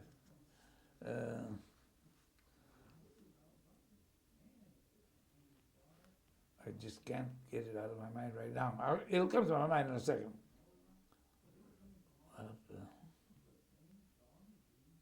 This is in her heyday, Rita Hayworth, big star. Colombia. Can't think for the moment. For the moment, it slips my mind. And all the other films I forget. It's a very odd thing. Did the war make you forget what goes on? Because I mentioned the fact that I was able to forget the war. Why did you forget those films? I said I never had to do that. They just slip away because they have no importance. I'm not looking for an old film to talk about. My children do. My son and daughter, they know every film name, everything. They don't know. That's great. But it's kind of just. What was Rita Hayworth like? Oh, charming. Oh, what a person to work with and everything. Just love And it. did she speak Spanish? Oh yeah, fluently. Did you speak Spanish with her? Well, of course. Yeah. Wonderful. Yeah. Oh, we used to hit the chat. Ahí viene el encantador. Here comes this charming guy. Uh-huh. She watches dancing. She would say that about me personally, on the set for her, knowing Jose Cancino, her father, had the dance studio in Hollywood, and we used to dance there. That's where we learned with Jose Cancino. Oh, so you learned dancing from Rita Hayworth's dad? That's it. I A see. lot. Every time he had a session of anything, because he had a dance studio, he'd call us. They had what they call a minimum of pay for general casting, and it was $120 a day to go to his studio and show his students how he wanted them to learn, or how they could dance when they learned, Right. which is what we did. Yeah. So we used to dance, perform, and with us it was great because Gene Loring, the dance director from MGM, he knew that. He said every time we had a sequence, a tryout, or whatever, we had new steps. With this sound of music, of salsa for this, conga for this for that, whatever was popular, and we had it. And we were very light-footed, we were very good. The whole family was dancing. And Rita Hayworth said about you, viene? Yes. She was el encantador, the charming man, encantador. Oh, you must have felt pretty good about that. Oh, wonderful, because You must have been a really handsome guy in those young in those guys. days. Well, you still are, but I mean, No, in those pretty, days, pretty dashing. I had a hair. If you saw my pictures that I have as a zoot suit with a head of hair and the mustache and that, always well dressed. My dad was very prone to not wearing rags, or because it's the style like today. Jeans with holes on their ass and all over, excuse the word that they use it, because that's what it is. That's what life was. But we didn't attach to that. It was a little different. I would say we used to discriminate against ourselves. Don't look like that because they'll think you're that. It had nothing to do with being Mexican, Latin, what the hell it was. And we used to see a lot of shows, the colored shows, great shows. My God, the singers, all of the studio, and all that. So we had a lot of the background that didn't look so poorly quoted and organized. But those things fade away when you have a little bit of power in your family. And by the family means that they don't allow this, they don't allow that. This doesn't sound well. We used a little word that's a little bit off base. My dad would say, "What is that for? Is that necessary? To say it like that? You speak perfect Spanish. Dilo en español. Say it in Spanish." Every time he heard a word in English, a cuss word, he'd say it in Spanish. It doesn't exist. We don't have any of that. He says, "That's right. That's good. Say it in Spanish." And on the opposite, we have what they call te da un balazo. He takes a shot at you to see what you're going to say. And these words are originated, like from Mexico especially, bad words, and words that are very demeaning, un hijo de no sé qué, and some little they rattle them out. The ones that my mother knew were a word like baboso. Baboso is stupid, man. It was not even that, but stupid though, it's the same in Spanish or English. Un baboso is just a dummy. Yeah. A dummy. Well, Severo, let me take you back because I want to hear about your illness in the military. Tell me about that. Okay, when I got sick, When was that? and I got sick at the end of the R&R in New Zealand. In New Zealand, okay. And we came back. That's when. And how did you feel? I mean, when you got ill, did you go in the hospital or what? Yeah, I was in the hospital because I started throwing up, and they didn't know whether there was some kind of a ailment, a tumor, this, that, and the other. I was throwing up quite often, and I couldn't take any milk, dairy product. It happened with hotcakes, and they were testing. And what it was some kind of an infection from some foreign herb or some kind of ground thing that grew in the Philippines. They knew the name for it, a very odd name, a chemical substance that grows like a weed. But it seemed to have attacked my liver, my balance, and stomach. I couldn't eat. So naturally, the plan was to get you back to here and to there to go to a ship that's leaving from Australia. Something they'll fly me there. They take care of you physically. So it was getting worse.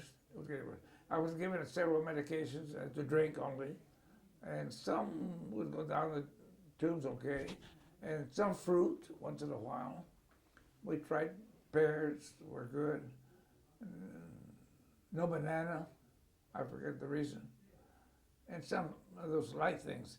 When I finally got to San Francisco, between that area and a few stops that we made, my weight was just about gone. I went into emergency at the San Francisco Bay Hospital, the Naval, and they started making tests and tests. And one doctor, maybe I should mention this, when you're sick, nobody tells you what's wrong with you. This is, I think it's, I forget what they call it. It's a hidden oath to not tell the troops that you're going to die. You got this, you're going to die. It's out of them. I heard this in the medical. I read it later. I talked to men that weren't doctors who became doctors, like those I have now. My primary doctor in insurance, Dr. Tao, a Chinese man. Tremendous, known for internal medicine. He discovered everything. Whatever I've complained of the last 20 years, he pinpoints it.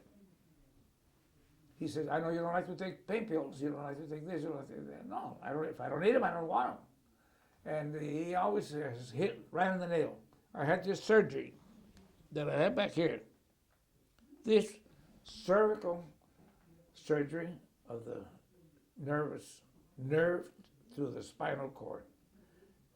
They only operated me because I insisted and because they checked me out for 1 month in this hospital and that hospital before a cervical brain surgeon would dare to do it. This surgery was done a year ago, January. 27 stitches. I was in surgery 7.5 hours. Wow. They say, our guy's 85. He'd never go through it. Well, find out if you can. What they did was that they checked me from head to toe. Went into the hospital here, there, all over blood. My blood is perfect. I've had good blood pressure for the last 20 years. Yeah, how old are you now? 87, perfect. No cholesterol. No cholesterol. No diabetes. I have no disease. I have a very good heart. And by the reports, I laid in there with the monitors on and everything else. Then when this doctor came up, Dr. Rowe, here in Glendale, he says, he saw my record from my primary doctor. He says, there's nothing wrong with this guy. I can operate him, get him well. The two tumors that are down in the spine, little popping out like little vessels or whatever, we got to take care of it. Or he eventually could become crippled. Did the surgery, and here I am. A month later, walking, turning my head. My legs work. My legs used to give out, nerve. Nothing. That's great. But tell me about, okay, so you're at the San Francisco hospital. You're very ill. Very ill. And did they bring you back by ship? Flew me to Hawaii by ship. Okay. From Australia. Yeah. They had no planes coming all the way to the U.S. They were going somewhere else or to California. So I went to Hawaii. We came by ship, and by coming by ship, up to the point that I was moving from place to place, I was still handling my belongings, getting aboard ship, tagging them, your luggage and baggage and whatever, and I had a lot of souvenirs. I had a few Japanese pistols, guns, and things like this to bring. That all disappeared at the port of San Francisco. All my items. I reported to the Army chief there. They're investigating it. It's just a joke. That turned into be a joke, I know that. I had to say, if I have a baggage with my name on it, it belongs to me. If you find one, don't ignore it. My name's on it. 155 engineer still is. I went in, my serial number. And it's important to know, I remember, Frank, very simply, from the age of 6 to 30, everything, I remember. My serial number, 3957061, I haven't used it for years. My social security, 564-12-5326. Anything important, my dad used to say, remember, learn it. That's it. I remember. I don't remember what I did last week. I was at a party. What the hell did we do? Things go in a natural way. By not subsidizing anything I do. I don't do that. I didn't do that with my children. My son graduated from USC. He went to law school, changed that to police work, investigating. He just retired last year from the LA probation officer, 32 years. My other son just retired last month. I make him retire. I said, you guys make your money, time to retire. Don't wait for your Social Security. Earn it while you're alive and then worry about that. And he was the doctor of pharmacy, graduate from USC, went back to Harvard, took his doctor's degree in pharmaceutical, and he just retired from the Kaiser Permanente in San Francisco. And my dad was a school teacher. So dancing. Who's the school teacher? My daughters. Your daughters. My daughter. Okay, so you have two sons and a daughter. 2 sons and a daughter. And one, what are your sons' names?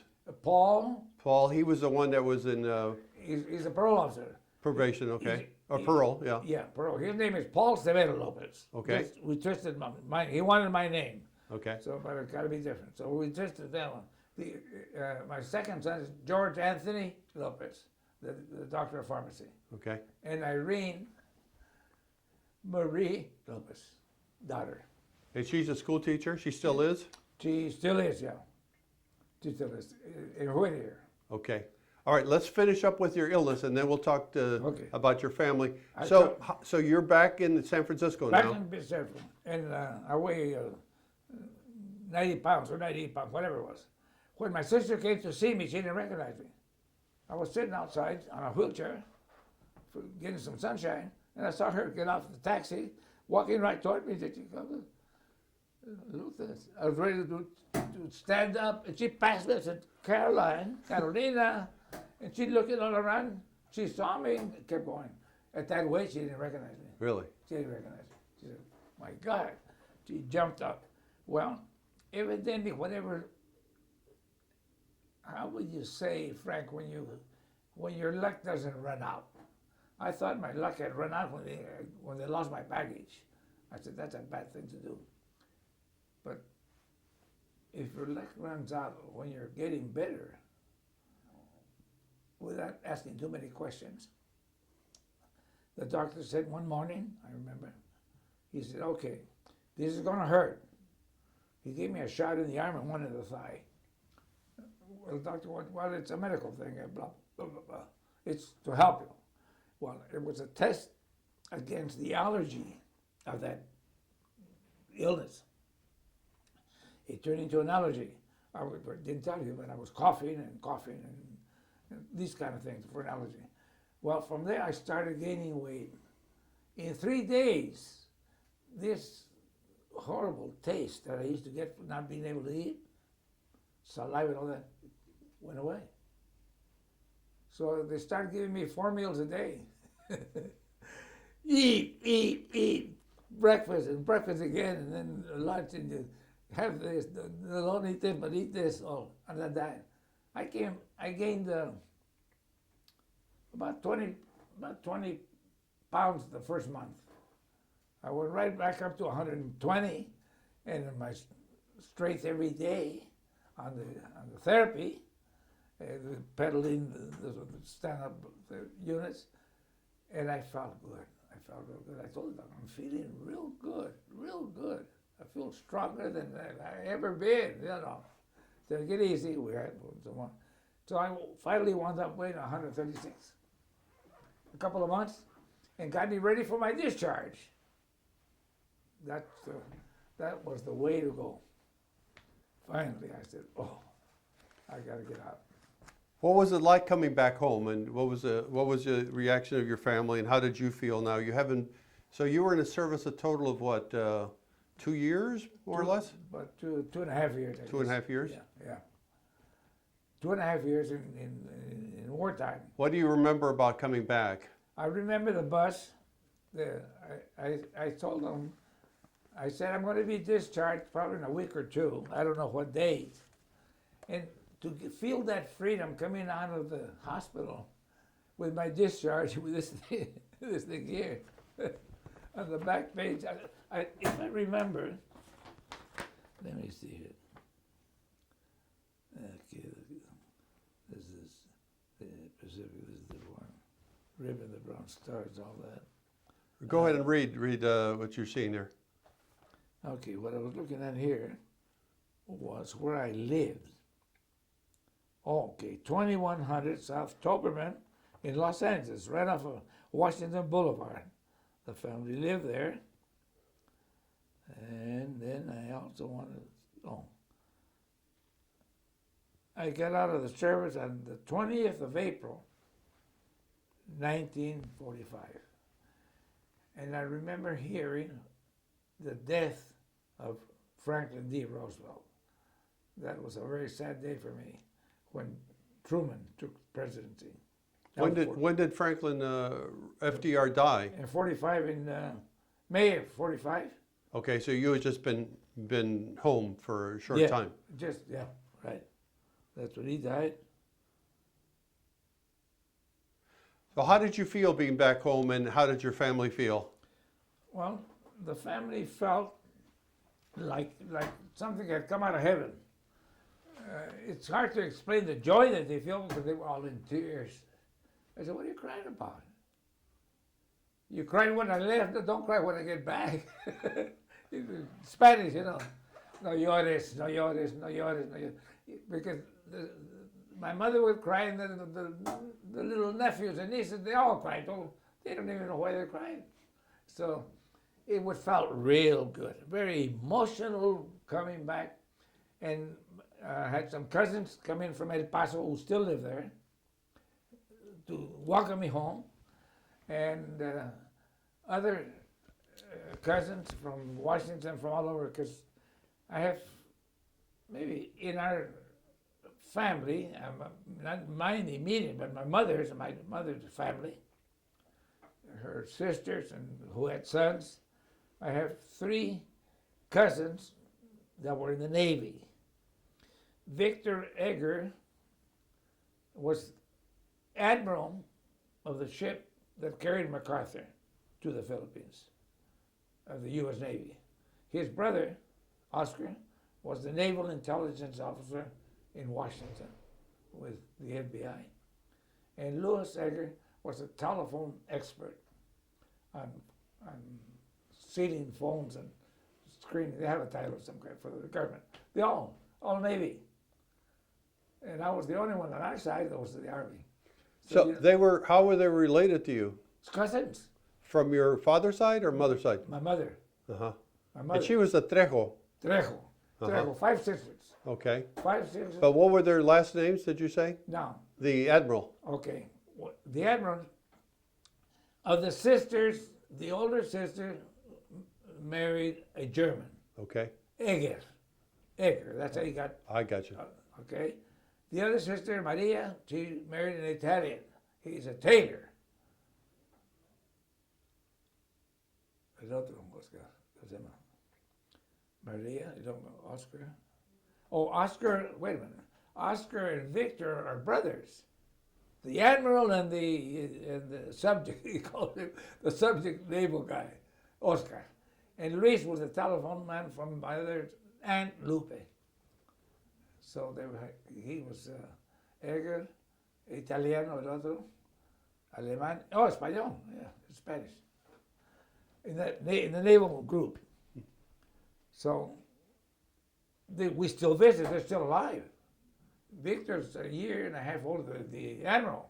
Yeah. Victor, an admiral. He's a year older. He's 89. He's 89.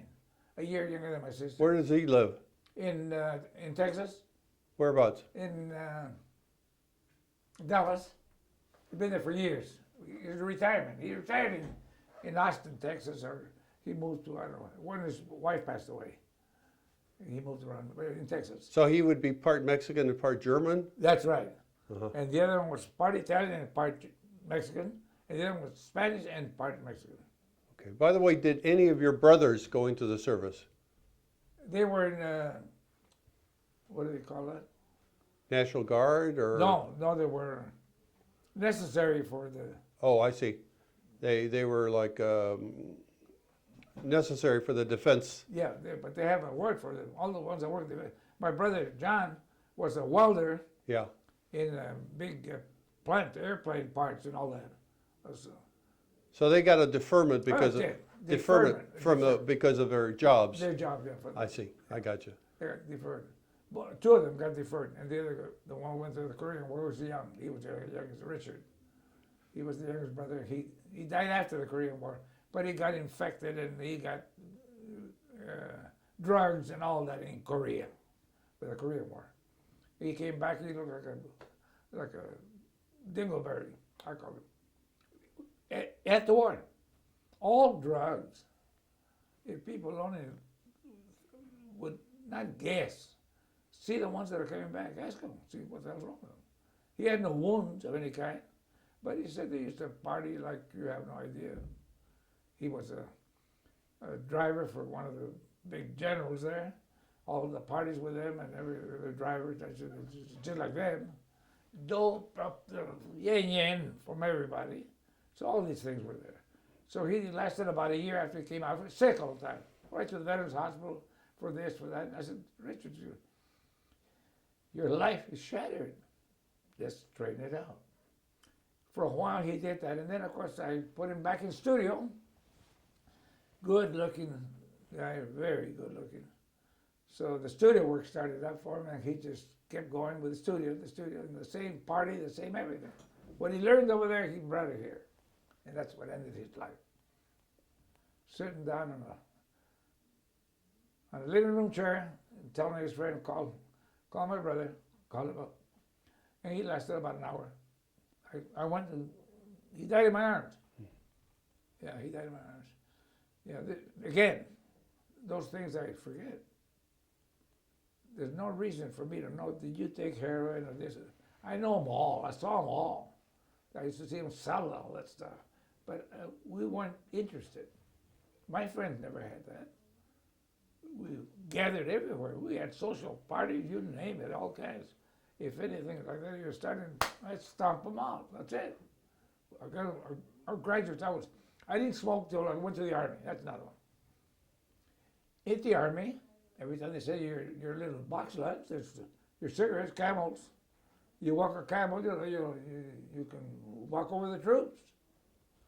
This hypocritical type of issues that our government allows and promotes. I let you smoke in the service. Nothing to do. Everybody lighting up, everybody smoking.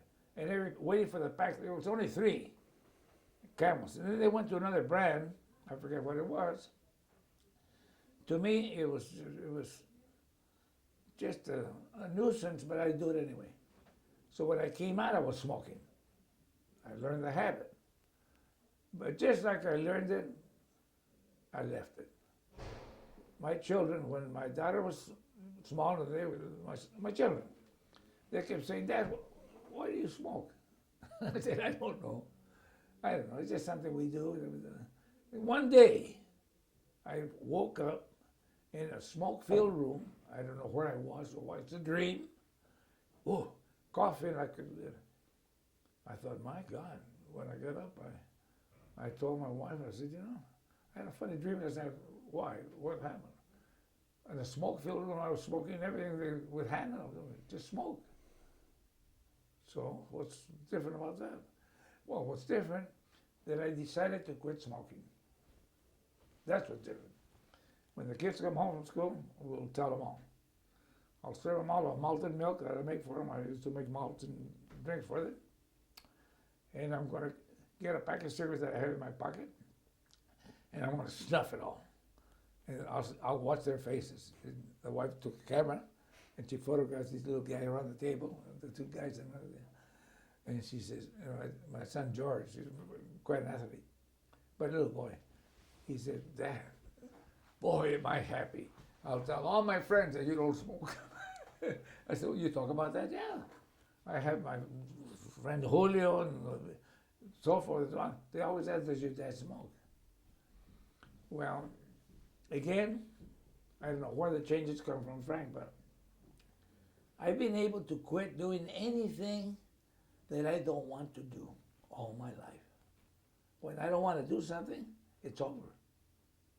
Playing on this team, no more. Doing this, no more. Going out and see what we can do, no more. I just said, this is it. I quit smoking, and when I left the house every morning, just automatically I would drive around the corner, stop at the liquor store, and get a pack of Pall Malls. Put it in my pocket. I collected about 8 packs in the car, said, I don't smoke. I had to give them away. That went on for a while. So these are, as I remember, these things come mentally to my mind. And nobody believes it. Of course, they say when you smoke, all the gatherings, everywhere else, everybody, offered me the thing, I don't smoke. Well, what do you mean? What do you do? Nothing. I just click it off. I told my mind, you know what? This is no good. And the kids are getting aware that they don't like the idea of smoking. And there was no law, there was no reason, there was no propaganda at all. I quit because I don't want it. Punto. Which we have a good program on radio now, on TV. El Punto. Latino. Mm-hmm. Jorge Ramos. Right. Jorge Ramos. El Punto. That means get to the point. This is to the immigration, this is to the police, this is the governor, this is El Punto. I love that program because of the way it's written and the way he tells it. El Punto, Jorge Ramos on Univision. Let me ask you about this, Severo. So, Okay. when did you meet your wife, and how long were you married with your wife? Okay, What was your I- wife's name? Yeah, my Hilda Lopez, and her name didn't change. Her last name was Lopez. She's already a Lopez. Where did Yeah. you meet her? I met her in Los Angeles. Her family were from Arizona. Her father and mother all from Arizona. She comes from a family of about 4 or 5 children. Her father was a baker, bread for Los Angeles Baking Company, who's been in business for 90 years or whatever. Still there in Chinatown. LA Baking, French rolls, all this stuff. And I remember him forever because when I met him, he always used to bring a tray of freshly baked rolls. I'd go visit her and he'd have the tray there. Sometimes in the morning I'd see him. He's a very proud man. And he told me, Severo, ahí está el pan. If I call up the doctor, before he'd say, how are you, he'd say, ahí está el pan. The bread is on the table. And then when I met her, she had been visiting a couple of our games, gymnastics, and all that stuff. I was still competing in high school. I Yeah. knew her in high school. Oh, you knew her in high school. In high school. Right after high school, she disappeared. And then I saw her about, Did you date her in high school, or you just happened to know her? no, just happened to know her with a bunch of friends. Okay. And they were very friendly girls. They weren't sweethearts, they were just friends. But when I planned a horse riding, I used to go take a club, El Club Ilustre del Caballo, Griffith Park. Once a month we'd go horseback riding. So I invite whoever want to go. If they can afford to pay, then you go. If you can't afford, you don't go. You don't borrow money to do this. This is a pleasure thing. So you don't want to be owing money when you're riding a horse. You're going to fall off. And she was always the first one. She was a good rider. And that led to a dance at the Royal Palms Hotel. And this one led to this. And, and then all of a sudden she said, I care a lot for you or about you, something in the young term. I said, well, you're a pretty girl. You're pretty and everything else. And is there something you don't like about it? I said, well, that's not a good question. You don't ask that, something I don't like about you. Ask me what I like about you. I can spend all day talking about you. But what I don't like, I'm not going to pick that. I'm not going to do that. If you want to get rid of me, just tell me. Don't put those kind of thoughts in my mind. And one thing led to another. Before there was a big a wedding. When her older sister got married in LA. Her older sister had a wedding and this and that. And we went, of course, I was invited. And she wanted to be my partner. I said, well, lovely. I won't have to ask another one of our friends. She knew the girls that we went with. So I said, well, this way, you and I are going to go to our dance. And we did. And the mother and the father talked and said, why don't you become her boyfriend? You're her friend, right? Amigo. No. The mother said, I want you to be her boyfriend if you want to. El novio. Well, it kind of triggered my mind. I said, why not? And we started dating.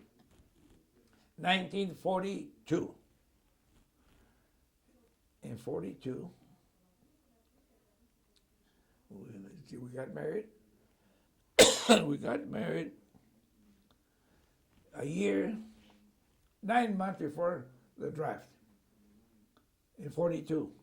I married her in 43, before the Army, about February, I think. And then they threw me in April. So you were married when you went into the service? Yes. Oh, so when you left 2 months. on that day, that morning to report, Yes. you had a wife already.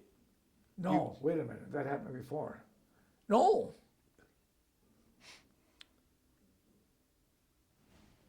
Wait just a second.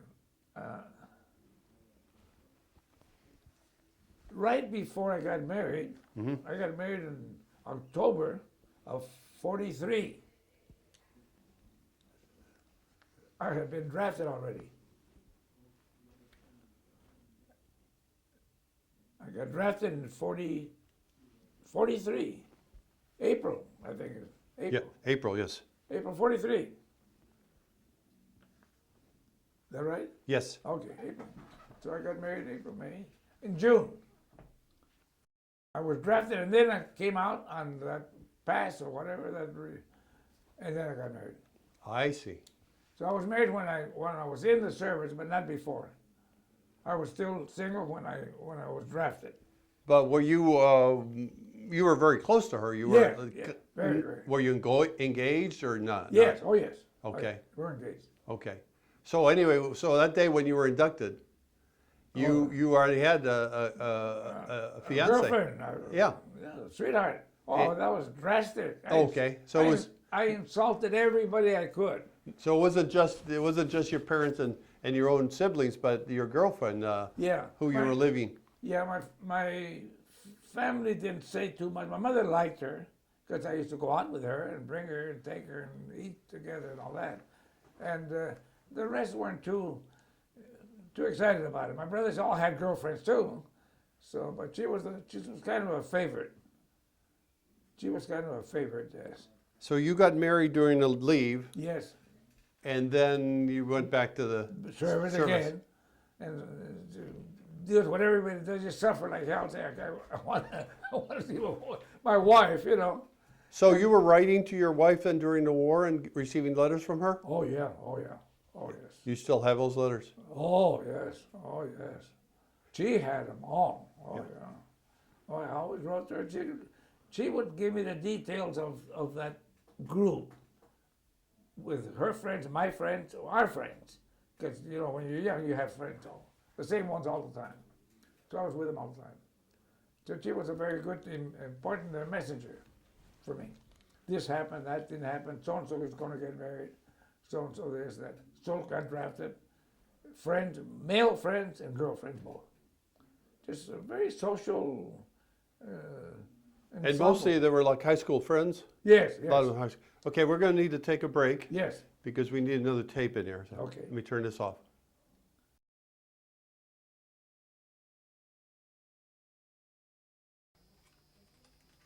Dementia hasn't thrown me out the window yet. Good for you. Yeah. Good for you. Very, very sharp.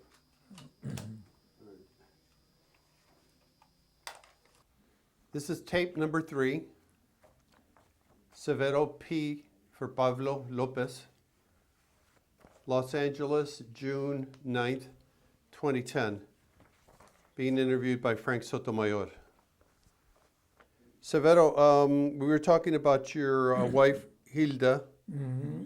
Hilda Lopez. What did she do during the time you were in the service? Did she work, or was her family, or? No, what happened was she moved in with my mother, my family, because her mother passed away within those short months. I got a notice. I thought I had just got into camp when I get a telegram from her that her mother had just passed away, which is what gave me, I just remembered, the visit out of sequence. You're not supposed to come home for 3 months. I broke that rule, and I only did it through the Red Cross. I called the Red Cross, and they said, well, they don't want to allow this and don't allow that. I said, well, if they don't give me leave, I'm leaving on my own, and I'll take the consequence. Well, they got a pass for me. You wanted to come home for the funeral? Yes. And I did. So the Red Cross worked it out Yes. with the Army? With the Army. And they said yes. How many days pass did you get? 5. 5 days. And so I saw her, and it was, again, when these kind of matters come at you that quick, the Army, the wedding, my wife, and then her mother passing away within those 3 months. That all happened within 3 months. So her father who had the other sister, said, well, I guess he must have felt terribly. He didn't know what to do. He's being a baker. He worked long hours. And he took an apartment near the bakery on North Broadway, where Chinatown is today. Took an apartment and had the other two girls living with him, his daughters, older and younger. And my mother thought, well, when that happened, she called me to let me know when I came on leave.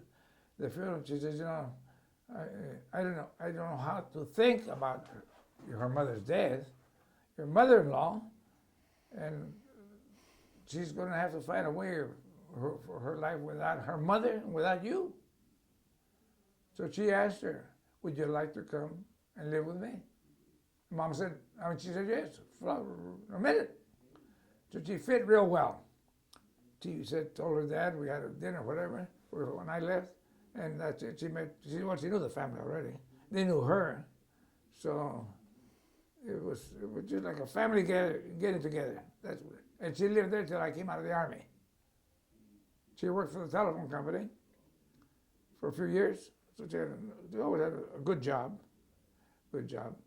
And when I came back, then of course we rented a place to live and started our life at the end of 45. Because that was the end of 1945. And we started our living, and that was it. We got a son, the first one. Paul Severo was born. And then... and you said your middle name is Pablo.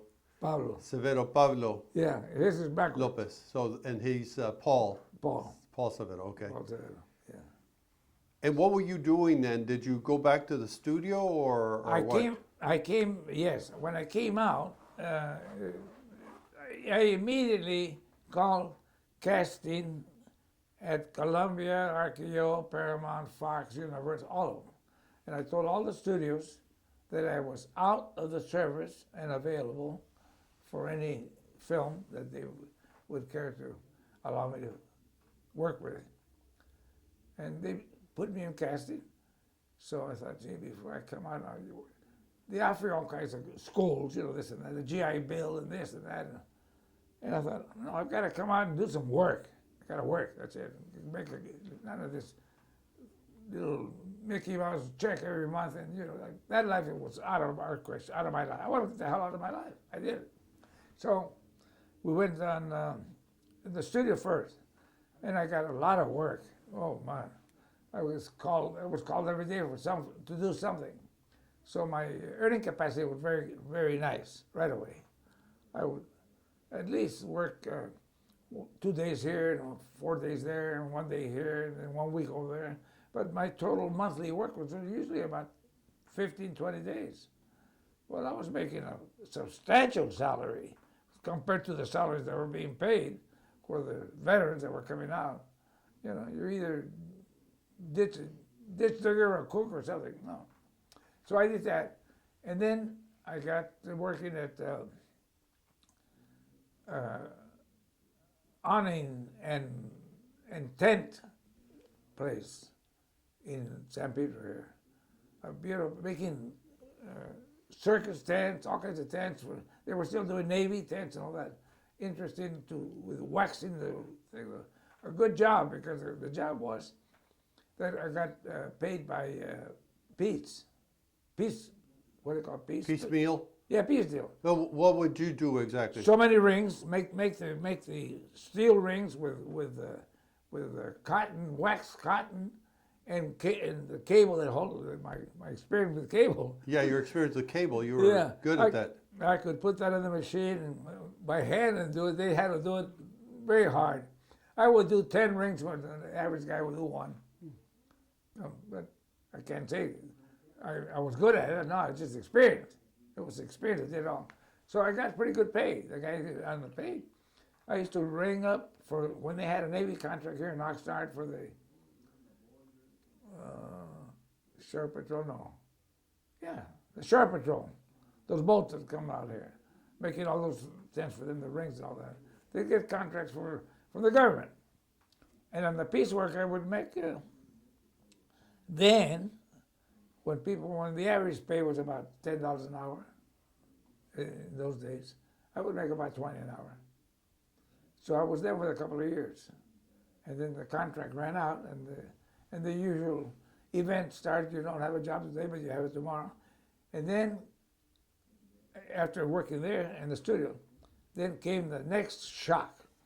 Did you continue working at the studio when you were working on the tents? Yes, yes. You were doing both? They would let me out because it was piecework. Right. I would tell the boss, the owner, the guy says, go ahead, we can't pay that.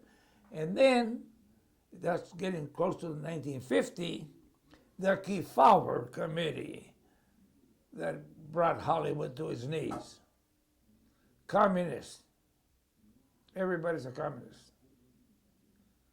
Well, Kefauver and Gene McCarthy? yeah, right. The two of them. The two of them. The studios became communists, Right. according to the history. The writing of the government, which is BS from day one. But anyway, some were writers, some were this, some were that. Well, they put strike breakers, they put everything out of the studio with the peanuts. I still kept working when they needed somebody, although I had to break the union. I had to break the union protesters, marchers. You were not part of a union? No, I didn't belong to those unions that they had. Right. They were bringing in from all over the states what they call union breakers. They march, they come in, they pay them a salary, and the hell with it. And to get through the studio, they block your way, of course. So I had a couple of incidents where the police had to walk me in. Don't go into the studio, don't go into the studio, don't work there, what the hell is it? I did anyway. But after 6 months of that, and I saw what was going on in the Senate in Washington, they fired the best directors, the writers, the this, the that, everything. And that came to a halt. And I said, this business is over. The crooked part of this business is the people who run the business. You don't have to allow this at all. You don't have to allow a bunch of strike breakers from Alabama, Tennessee, or wherever they come from. They come in buses, park them on the studio lot, and the police just, you can't keep them from marching, you can't keep them from bothering you, as long as they don't bother you. But you know how you can get away with that. They put a line of 5 guys, as you pass by, they fall, you know, and you go with them, you know. The next time they say you might fall a little harder, you know. Typical union breakdowns all over it. So that ended the studio. Ended the So other. let me make sure I understand this. So were you in a union during the time you were working with the studio? Yes. Okay. we So were you on strike and they brought in strike breakers? Yes. Okay, I got you. Okay. And some of the people that you work with, were they accused by the McCarthy? Yes. By the McCarthy Un-American Activities Right. Committee? Exactly. Okay. Exactly. So that hurt your work. Yes, of course. And some people you knew also. Yes, they were completing their. Well, my brother-in-law worked for Warner Brothers.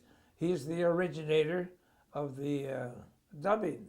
He set up the Spanish dubbing in Warner Brothers with All American Films. Really? Him and Luis Buñuel, that director, world-known director from Spain, who filmed in France, the first film, all that. I was doing dubbing when the strike was on, so I could go in the studio as a studio person, period, not as a worker. This is your brother-in-law, Hilda's My brother-in-law, Hilda's brother? yeah, Jose Barcia, married to my sister.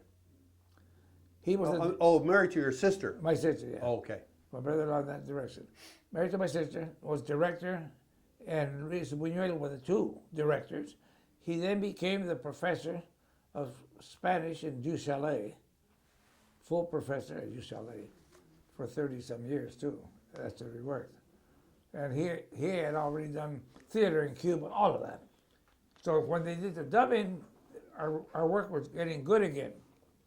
But then we started running out of people that can dub American film in Spanish, but correct Spanish. So Mexico, Paraguay and Uruguay, and those countries start bringing in people and offering them to do the dubbing. So it kind of set up a mix there.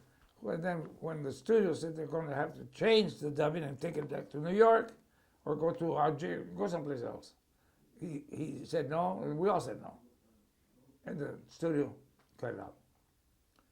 But at that time, this is the 50s, the Kefauver investigation. McCarthy is the one that's most known. He's the one that Yeah. He took out about 40 people or 50 that were very close to me and my family. Writers, directors, William Dieterle, the German director, the other guy, Ponce, all of these people. Ponce? Ponce. Yeah. Which Ponce is that? Ponce is in Italy. Okay, I got you. Rogelio Ponce, great director. They all made a living anyway, with that. And they were all accused of being communist sympathizers? That's right. In California here. Yeah. I'll never forget also, other people my age will remember, when I had to vote for the Communist Party in California. It seemed very nice, very natural. I voted for him. I said, yeah, well. How simply do they get away with information, historical things that you don't read that. I could ask. I did a friend of mine who did the portfolio. He said, let's ask 100 people if they know the Communist Party of California ever existed. Nobody knows. What the hell? They never heard of it. Really? You never heard? No. These are the kind of things, Frank, that I retain them only as information. And they sponsored a candidate, endorsed a candidate which you voted for. Of course. Because they were talking about equality, and they were talking about helping the working people. Yeah, and stuff like that. social programs. Yeah. Social programs. It sounded good. It's kind of good at the time. Don't forget that when Social Security came in, they said, "Oh, it's the best thing you can do with the party." So all these things came along. Anything else? So you said at some point you were going to get out of the industry, out of the show business and entertainment? I had to. And when I got out of that industry, my oldest sister, was in a semi-partnership with a furniture retail business. So I went with her and the owners of the business. Stone Outfitting Company in East Los Angeles. And outside of my site works, I was a salesman and buyer for the store, for the furniture. And at the same time, the state of California was starting to move homes. You ever saw that? Mm-hmm. Move houses all over for the freeway. There wasn't a Hollywood freeway, no freeway. The Pasadena freeway, no freeway. So I joined the company as a salesman to move houses to different places. I'm the only man that ever moved houses to Tijuana. By the ocean, on barges. My brother and I did that. So this was interesting too. I must have moved 400 or 500 houses. I don't know if Hollywood, wherever the freeway went. Nice homes, beautiful homes. So the freeway, they had to clear the land. That's right. So you figured out how to move the houses to another location. To another location. I see. So then we cut them in half. But that was part of another business or part of a furniture company? No, that was separate. Separate. I see. I always had more than one thing to fall on. That's why I was able to afford my children to go to college and go everywhere and do what they had to do. I see. I said, I'll earn the money, and you do the work. Oh, good, we'll do it. Wasn't cheap to send your kids to USC.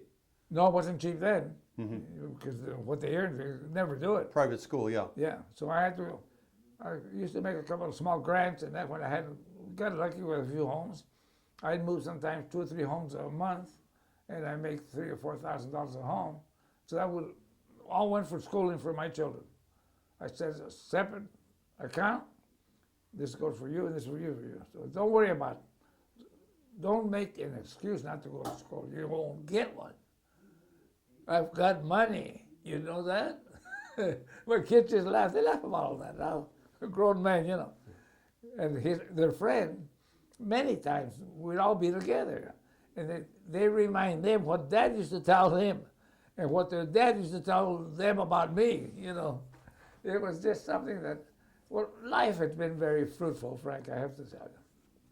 I tell people that are just mediocre, stranger, whatever, if you think I got to this age by winning the lottery, no such thing happened. I must have done some good things in my life. I was able to afford them. Well, I didn't. Well, I'm not criticizing. If you make money, that's good. You were working hard, That's why. and you were able to make some good money. And very responsible. There's no such thing. I'm late. No, I'm never late. Never. The student said, you got to be here at 4 in the morning. I'll be there at 3. And I made my sons that way too. Don't be late. Don't be late. Don't make excuses. You've got to get up 2 hours early, you're going to get up. I'll buy you 3 alarm clocks. If one doesn't work, it's an excuse. I'll get one that does. Our clocks always are out of time. Remember that.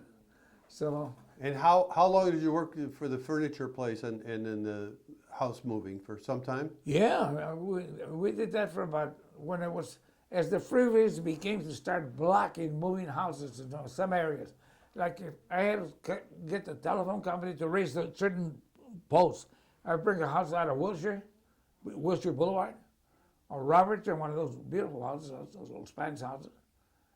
The telephone company would raise a bridge there, the telephone wires or whatever, so we could pass here, pass there. Then we had to select the streets. Sometimes we had to go toward Venice to get to Alhambra. We didn't have a wide enough street. We can size the house down to the width of a half a street, leave one lane open. And then our moving time was always from 3 in the morning till 10. So there we go with it, with lights and escorts and all that.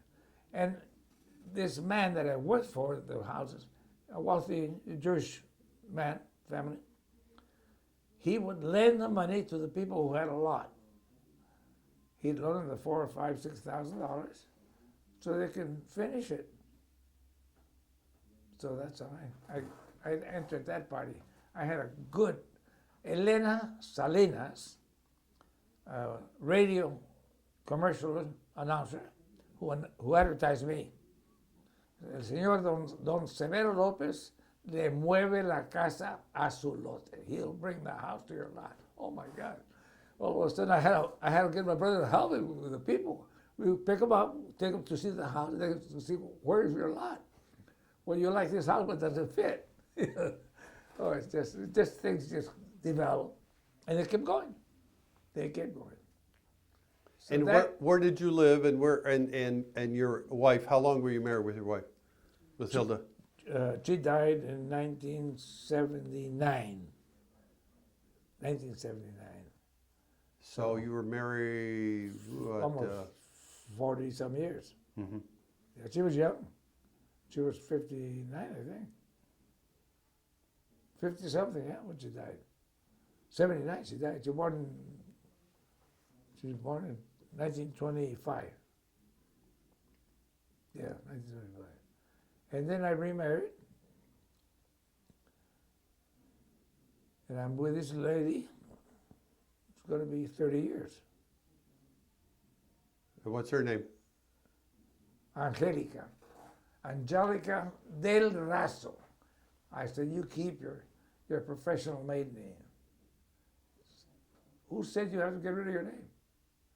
The biggest criticism I have in some of the ideology of the United States is the fact that the mother has no name. She loses it. Why?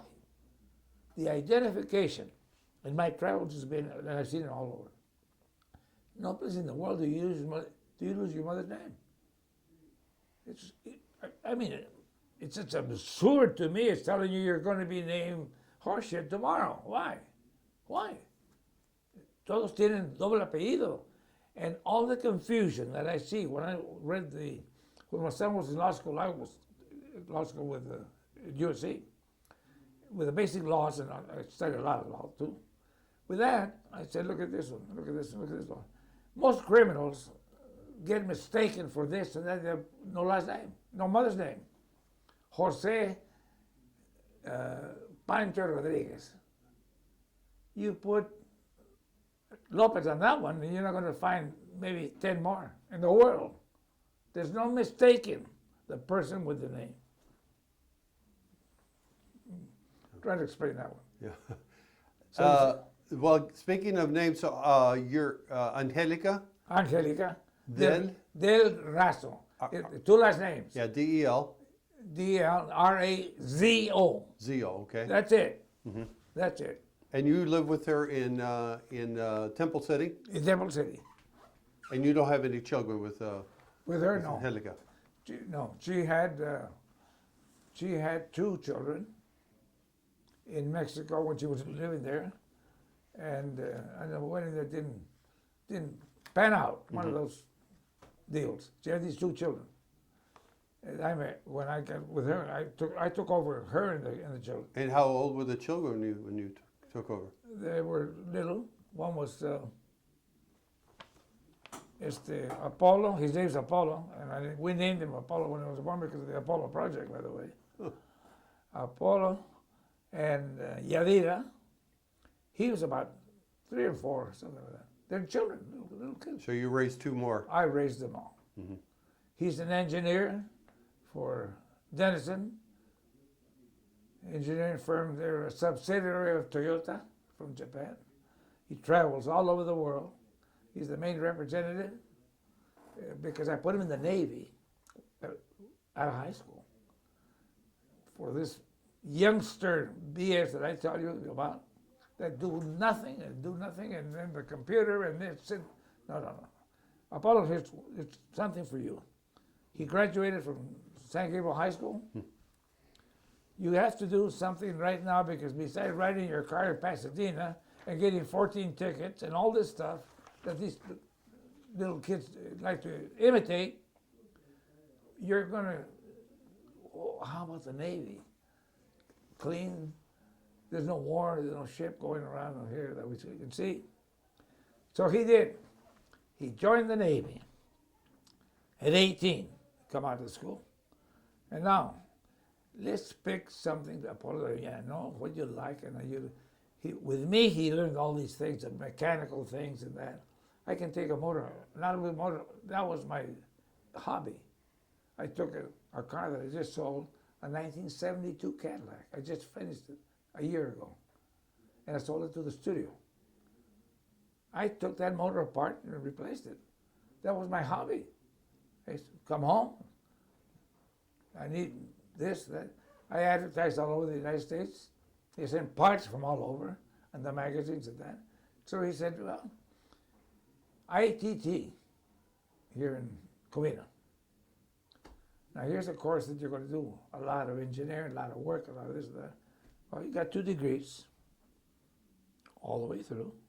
He's a senior robotic engineer on one. So he became, for these people, representing the Toyota, the electrical, all these new pipes and all these new things. And he's the Latin American representative, the only one they have. I said, now, let's talk to your friends and see what happened here. Do you think you did the right thing? Oh, boy. When graduation came along, what do you want to do? Okay. First of all, I got to go see your old folks. España. He said, you can go for a month or 2. No, go for 3, because here's where I want you to go. And then you go where you want to. He spent 3 months in Spain, all over. I must have fallen in love with 19 Spanish girls, because the mail was coming this thick when he come back home, and the calls and everything. You go, okay, now what? Well, nothing. The title goes, this goes, the jobs. When he read his resumes, North American, Douglas, Lockheed, everybody offered him a job. He started with this company, an engineering company in Azusa, a big one. $90,000 a year was his starting pay. He worked for them 1 year, and then the offers kept coming.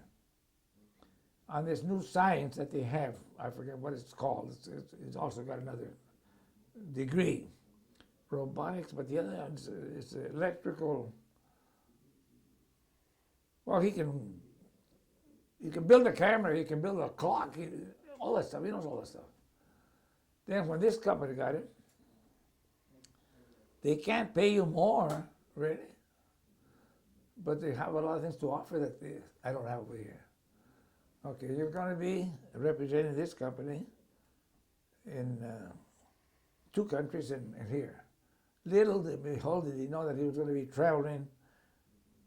They sent him to Japan to learn Japanese, first of all. 3 months, 3 months back, 3 months again, 3 months. He speaks Japanese like I speak English here. He learned French, Spanish, and all that. So he's the representative now. He just bought another big condominium there in where the factory is, in Harbor City, real near Long Beach, because they have a big factory. And he travels about 4 or 5 months out of the year. Goes to Argentina. Right now he's in Uruguay. He went to Uruguay, Brazil, Panama, Mexico, and here. That's wonderful. Instructing for the sales factories that they have how to use this equipment. So he's not married yet. He's been close to it a couple of times. I said, somebody railroaded you. I don't know what happened. Very lovely ladies. I guess it's hard to decide. He's a good-looking boy, good-looking guy. It's just under 6 foot tall, 5'11", and very good principles, very nice speech, all of that. So what do you do now, Severo? Do you work on the work on the computer at all? Did you ever get into that, or No. Or do you meet with some of your friends, or Yeah. you, mostly at home? I do all of that. I have trips that I do. You travel with Angelica? Yeah, San Francisco, Chicago, Miami, New York.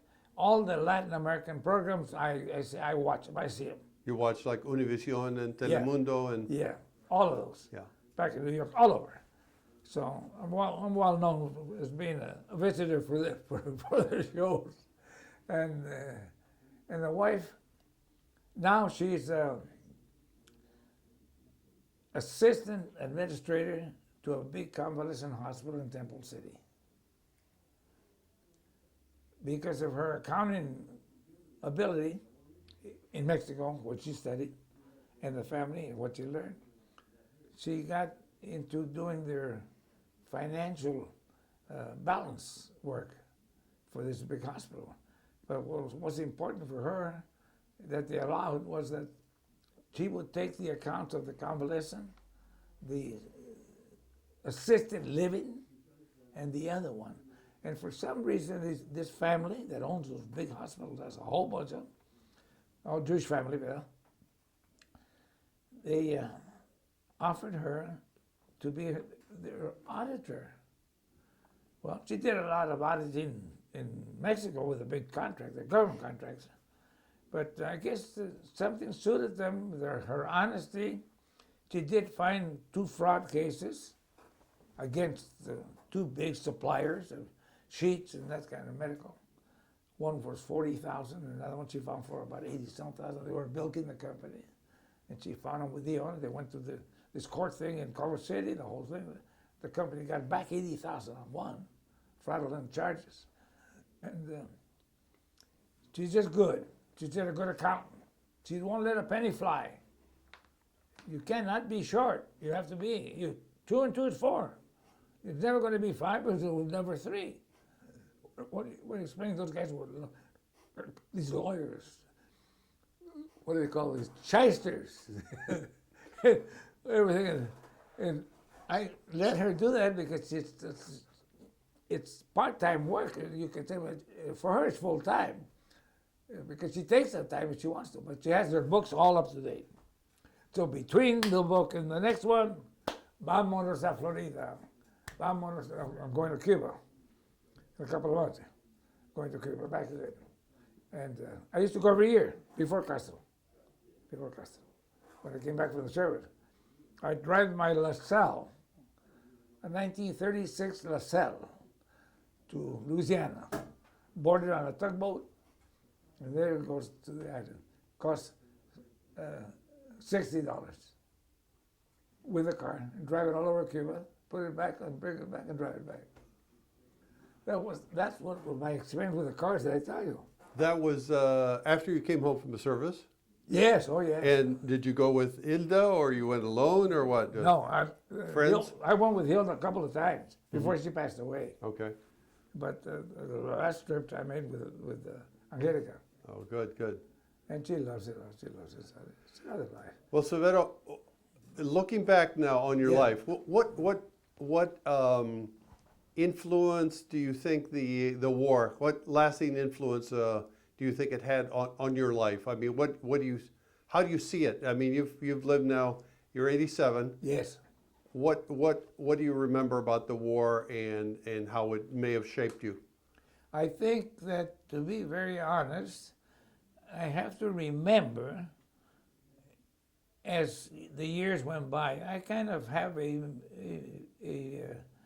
study from my parents, my dad, my grandmother, and uncles, as to we plan our life by decade.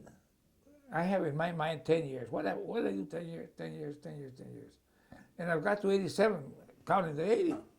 I had a tremendous party at Thai's restaurant with the family members and friends. My 80th birthday, because then I started to get a little bit, these little problems, medical problems came, but I got rid of them. And I feel that probably is, with my wife and children and everything else, all together, I've given to the community, I've given to the country as much as I can without demanding nothing. I never demanded that, or no jealousy. I'm hoping that everybody could live like me. So my jealousy is that big. I don't like to mistreat animals, so I go to these things that they have. I was just telling the wife, she says, you're not going to have time to do all this anymore. Why? When are you going to retire? What a ridiculous word. I mean, don't even retire. What does that mean? To us, what does it mean? I know the people that learn to work in a factory and sewing or whatever, they're there for 35 years or 40, and then they say, I retire. Well, they retire to a rest home, to a convalescent home, and they do nothing. Why? Your life ends. Why? Why do you live as long as you can?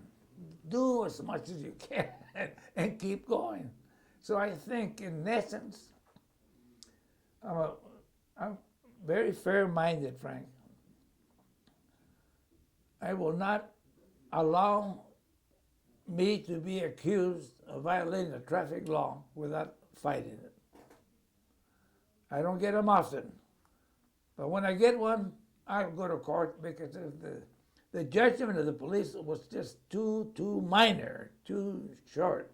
You were looking this way, you thought that I did, you thought. In the history of my planning book, I have what they call a planner. I've been using one for about maybe 18 years, from here. Every day I write something in it. Today, blah, blah, blah, whatever. So I have written all these things that I go to court. I've never had to pay a fine when I go to court. My answers to that are, Your Honor, I don't feel that I'm guilty, so I can't plea. It's kind of a little legal trick that I learned on many years ago. That. With all the accusations that this officer made, they just kind of sound exaggerated. Sometimes I feel I'm being discriminated. That statement kind of hurts them. They don't look at me like a man from the fields. I'm always in this decor when I talk to people, meet people. I'm always dressed. So usually the judge will say, well, was the signal that whatever he wants to say. I'll just sit back and say, Your Honor, the court can decide. I feel that I cannot make a plea because what he said, I don't think I'm guilty. And I can't say I'm innocent because he's making accusations. So I cannot enter a plea. Well, blah, blah, blah. The record speaks for itself. You have no citation, you haven't had a ticket here in 20 years, blah, blah, blah, blah. Okay, that's it. Because the last time that I filed one was $400 in Whittier, a cop sitting there in a mall shop. I came to a signal. I made a right turn just when a guy was pulling out of the mall shop. I just turned slowly. He happened to be right there. He cited me for endanger of a pedestrian. Oh, he made a big. And when I got a little notice from Whittier, I said, how hungry is this city of Whittier? Is it going off the map or what? $400? Never. I went to court. And I said, when it, they always give you the charge, that's all, blah, blah, this date, you did this, did that, did that. Your Honor, I want to accuse this officer. No, you can't make any accusations here. Well, this is not too long ago. I guess they look at my age. They figure this guy's either half nuts or he's going to be nuts pretty soon. Because what this officer did, I should write him more than one ticket. He's responsible. He's a policeman. He takes an oath. He does all this. And then has the nerve to come here and accuse me of what he wrote on that ticket. Well, it's either guilty or not, right? I can't plead. No contest. Well, due to the fact that, and that, another one, those kind of cops, I know they're men like anybody else, but they become idolized to be superior. You can sense it, the way he talked to me, the way he did it. I said, we have to be careful who we choose to become policemen, Your Honor, don't you think so? He says, okay, case dismissed. That cop, his face got like a turnip, not a tomato. He had that dark red sunburn on a motorcycle full of carbon monoxide. I said, this guy should be looked at. The DA, you have a nice day. I will, sir. Thank you. I walked out the cop. He goes out the back door. I guess I don't know. I didn't see him come out. I stopped outside. So I dismissed the case. But these are it's like saying you won something. I got no pleasure out of it. And he's not going to get a kick out of that. If we weren't in Tijuana, there's no ticket to be paid here. In Tijuana, the cop is going to pay off. When I'm down there and I park my car here, this and that, the cop, this and that. It used to be $20. Now you can give him 20. No less than 20. Or what they used to do before, when I used to go to the bullfights and all that. They take your plate to the police station. You got to go pick it up. So when you came back from the service, did you ever join the GI Forum or the American Legion or anything? Yeah, American Legion. American Legion? Yeah. I was with him for about 5 years. Mm-hmm. And then I didn't want, I saw too many little things that I didn't feel that I needed or wanted to hear any more of some of their political randoms. And that one. So I joined the veterans, the disabled ones, and all the ones that I could help, which I still do. I've been the American Veteran Society, the other one, The Disabled American Veterans? Huh? The Disabled American Veterans? Yes. Uh-huh. All those organizations I belong to, and I donate some money to them every year. I've got the calendar. Do you go to meetings or? Yes. Oh yes. You still take part in those meetings? Yes, I do. You do. The big one in Pasadena. I live right across from Arcadia, to the Arcadia Community Center for senior citizens and all of that. I belong to all of that. I help that. So I'm helping something. The American Legion became a little bit foreign again in trying to abstain from belonging to people who criticize everybody. A perfect example is this Arizona thing. It's not the law. Some states say it's the law. It's funny, the Congress has to decide if it's the law or not. Why are these people making laws and arresting people and doing that? I mean, they do a lot of things. We know illegal is illegal, but don't call them a criminal, and don't do this. Okay, those guys that go protest, I've learned from them. The meaning of white trash, the meaning of these Latin dumbbells, what they call them, that's the name. That kind of irritates me, not personally, but as I see what it does to the rest of the people. I'm also community-minded. I don't like a man to tell you, let me see your papers, let me see this. Nobody carries papers. I don't carry no papers in my pocket. Why are you asking him for one?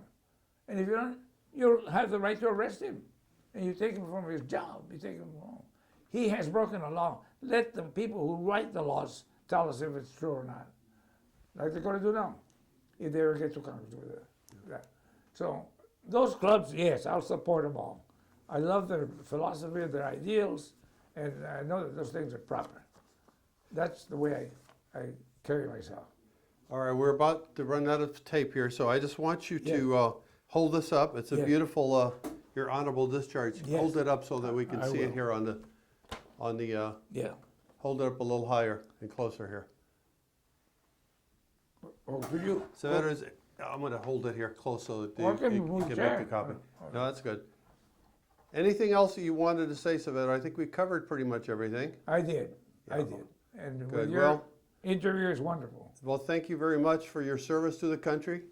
And Very for happy. living a wonderful wonderful life with your family. Yes. Thank you very much for your service, and I thank you. uh, I'm very happy to do this. we'll conclude this with this interview. Thank you. Mhm.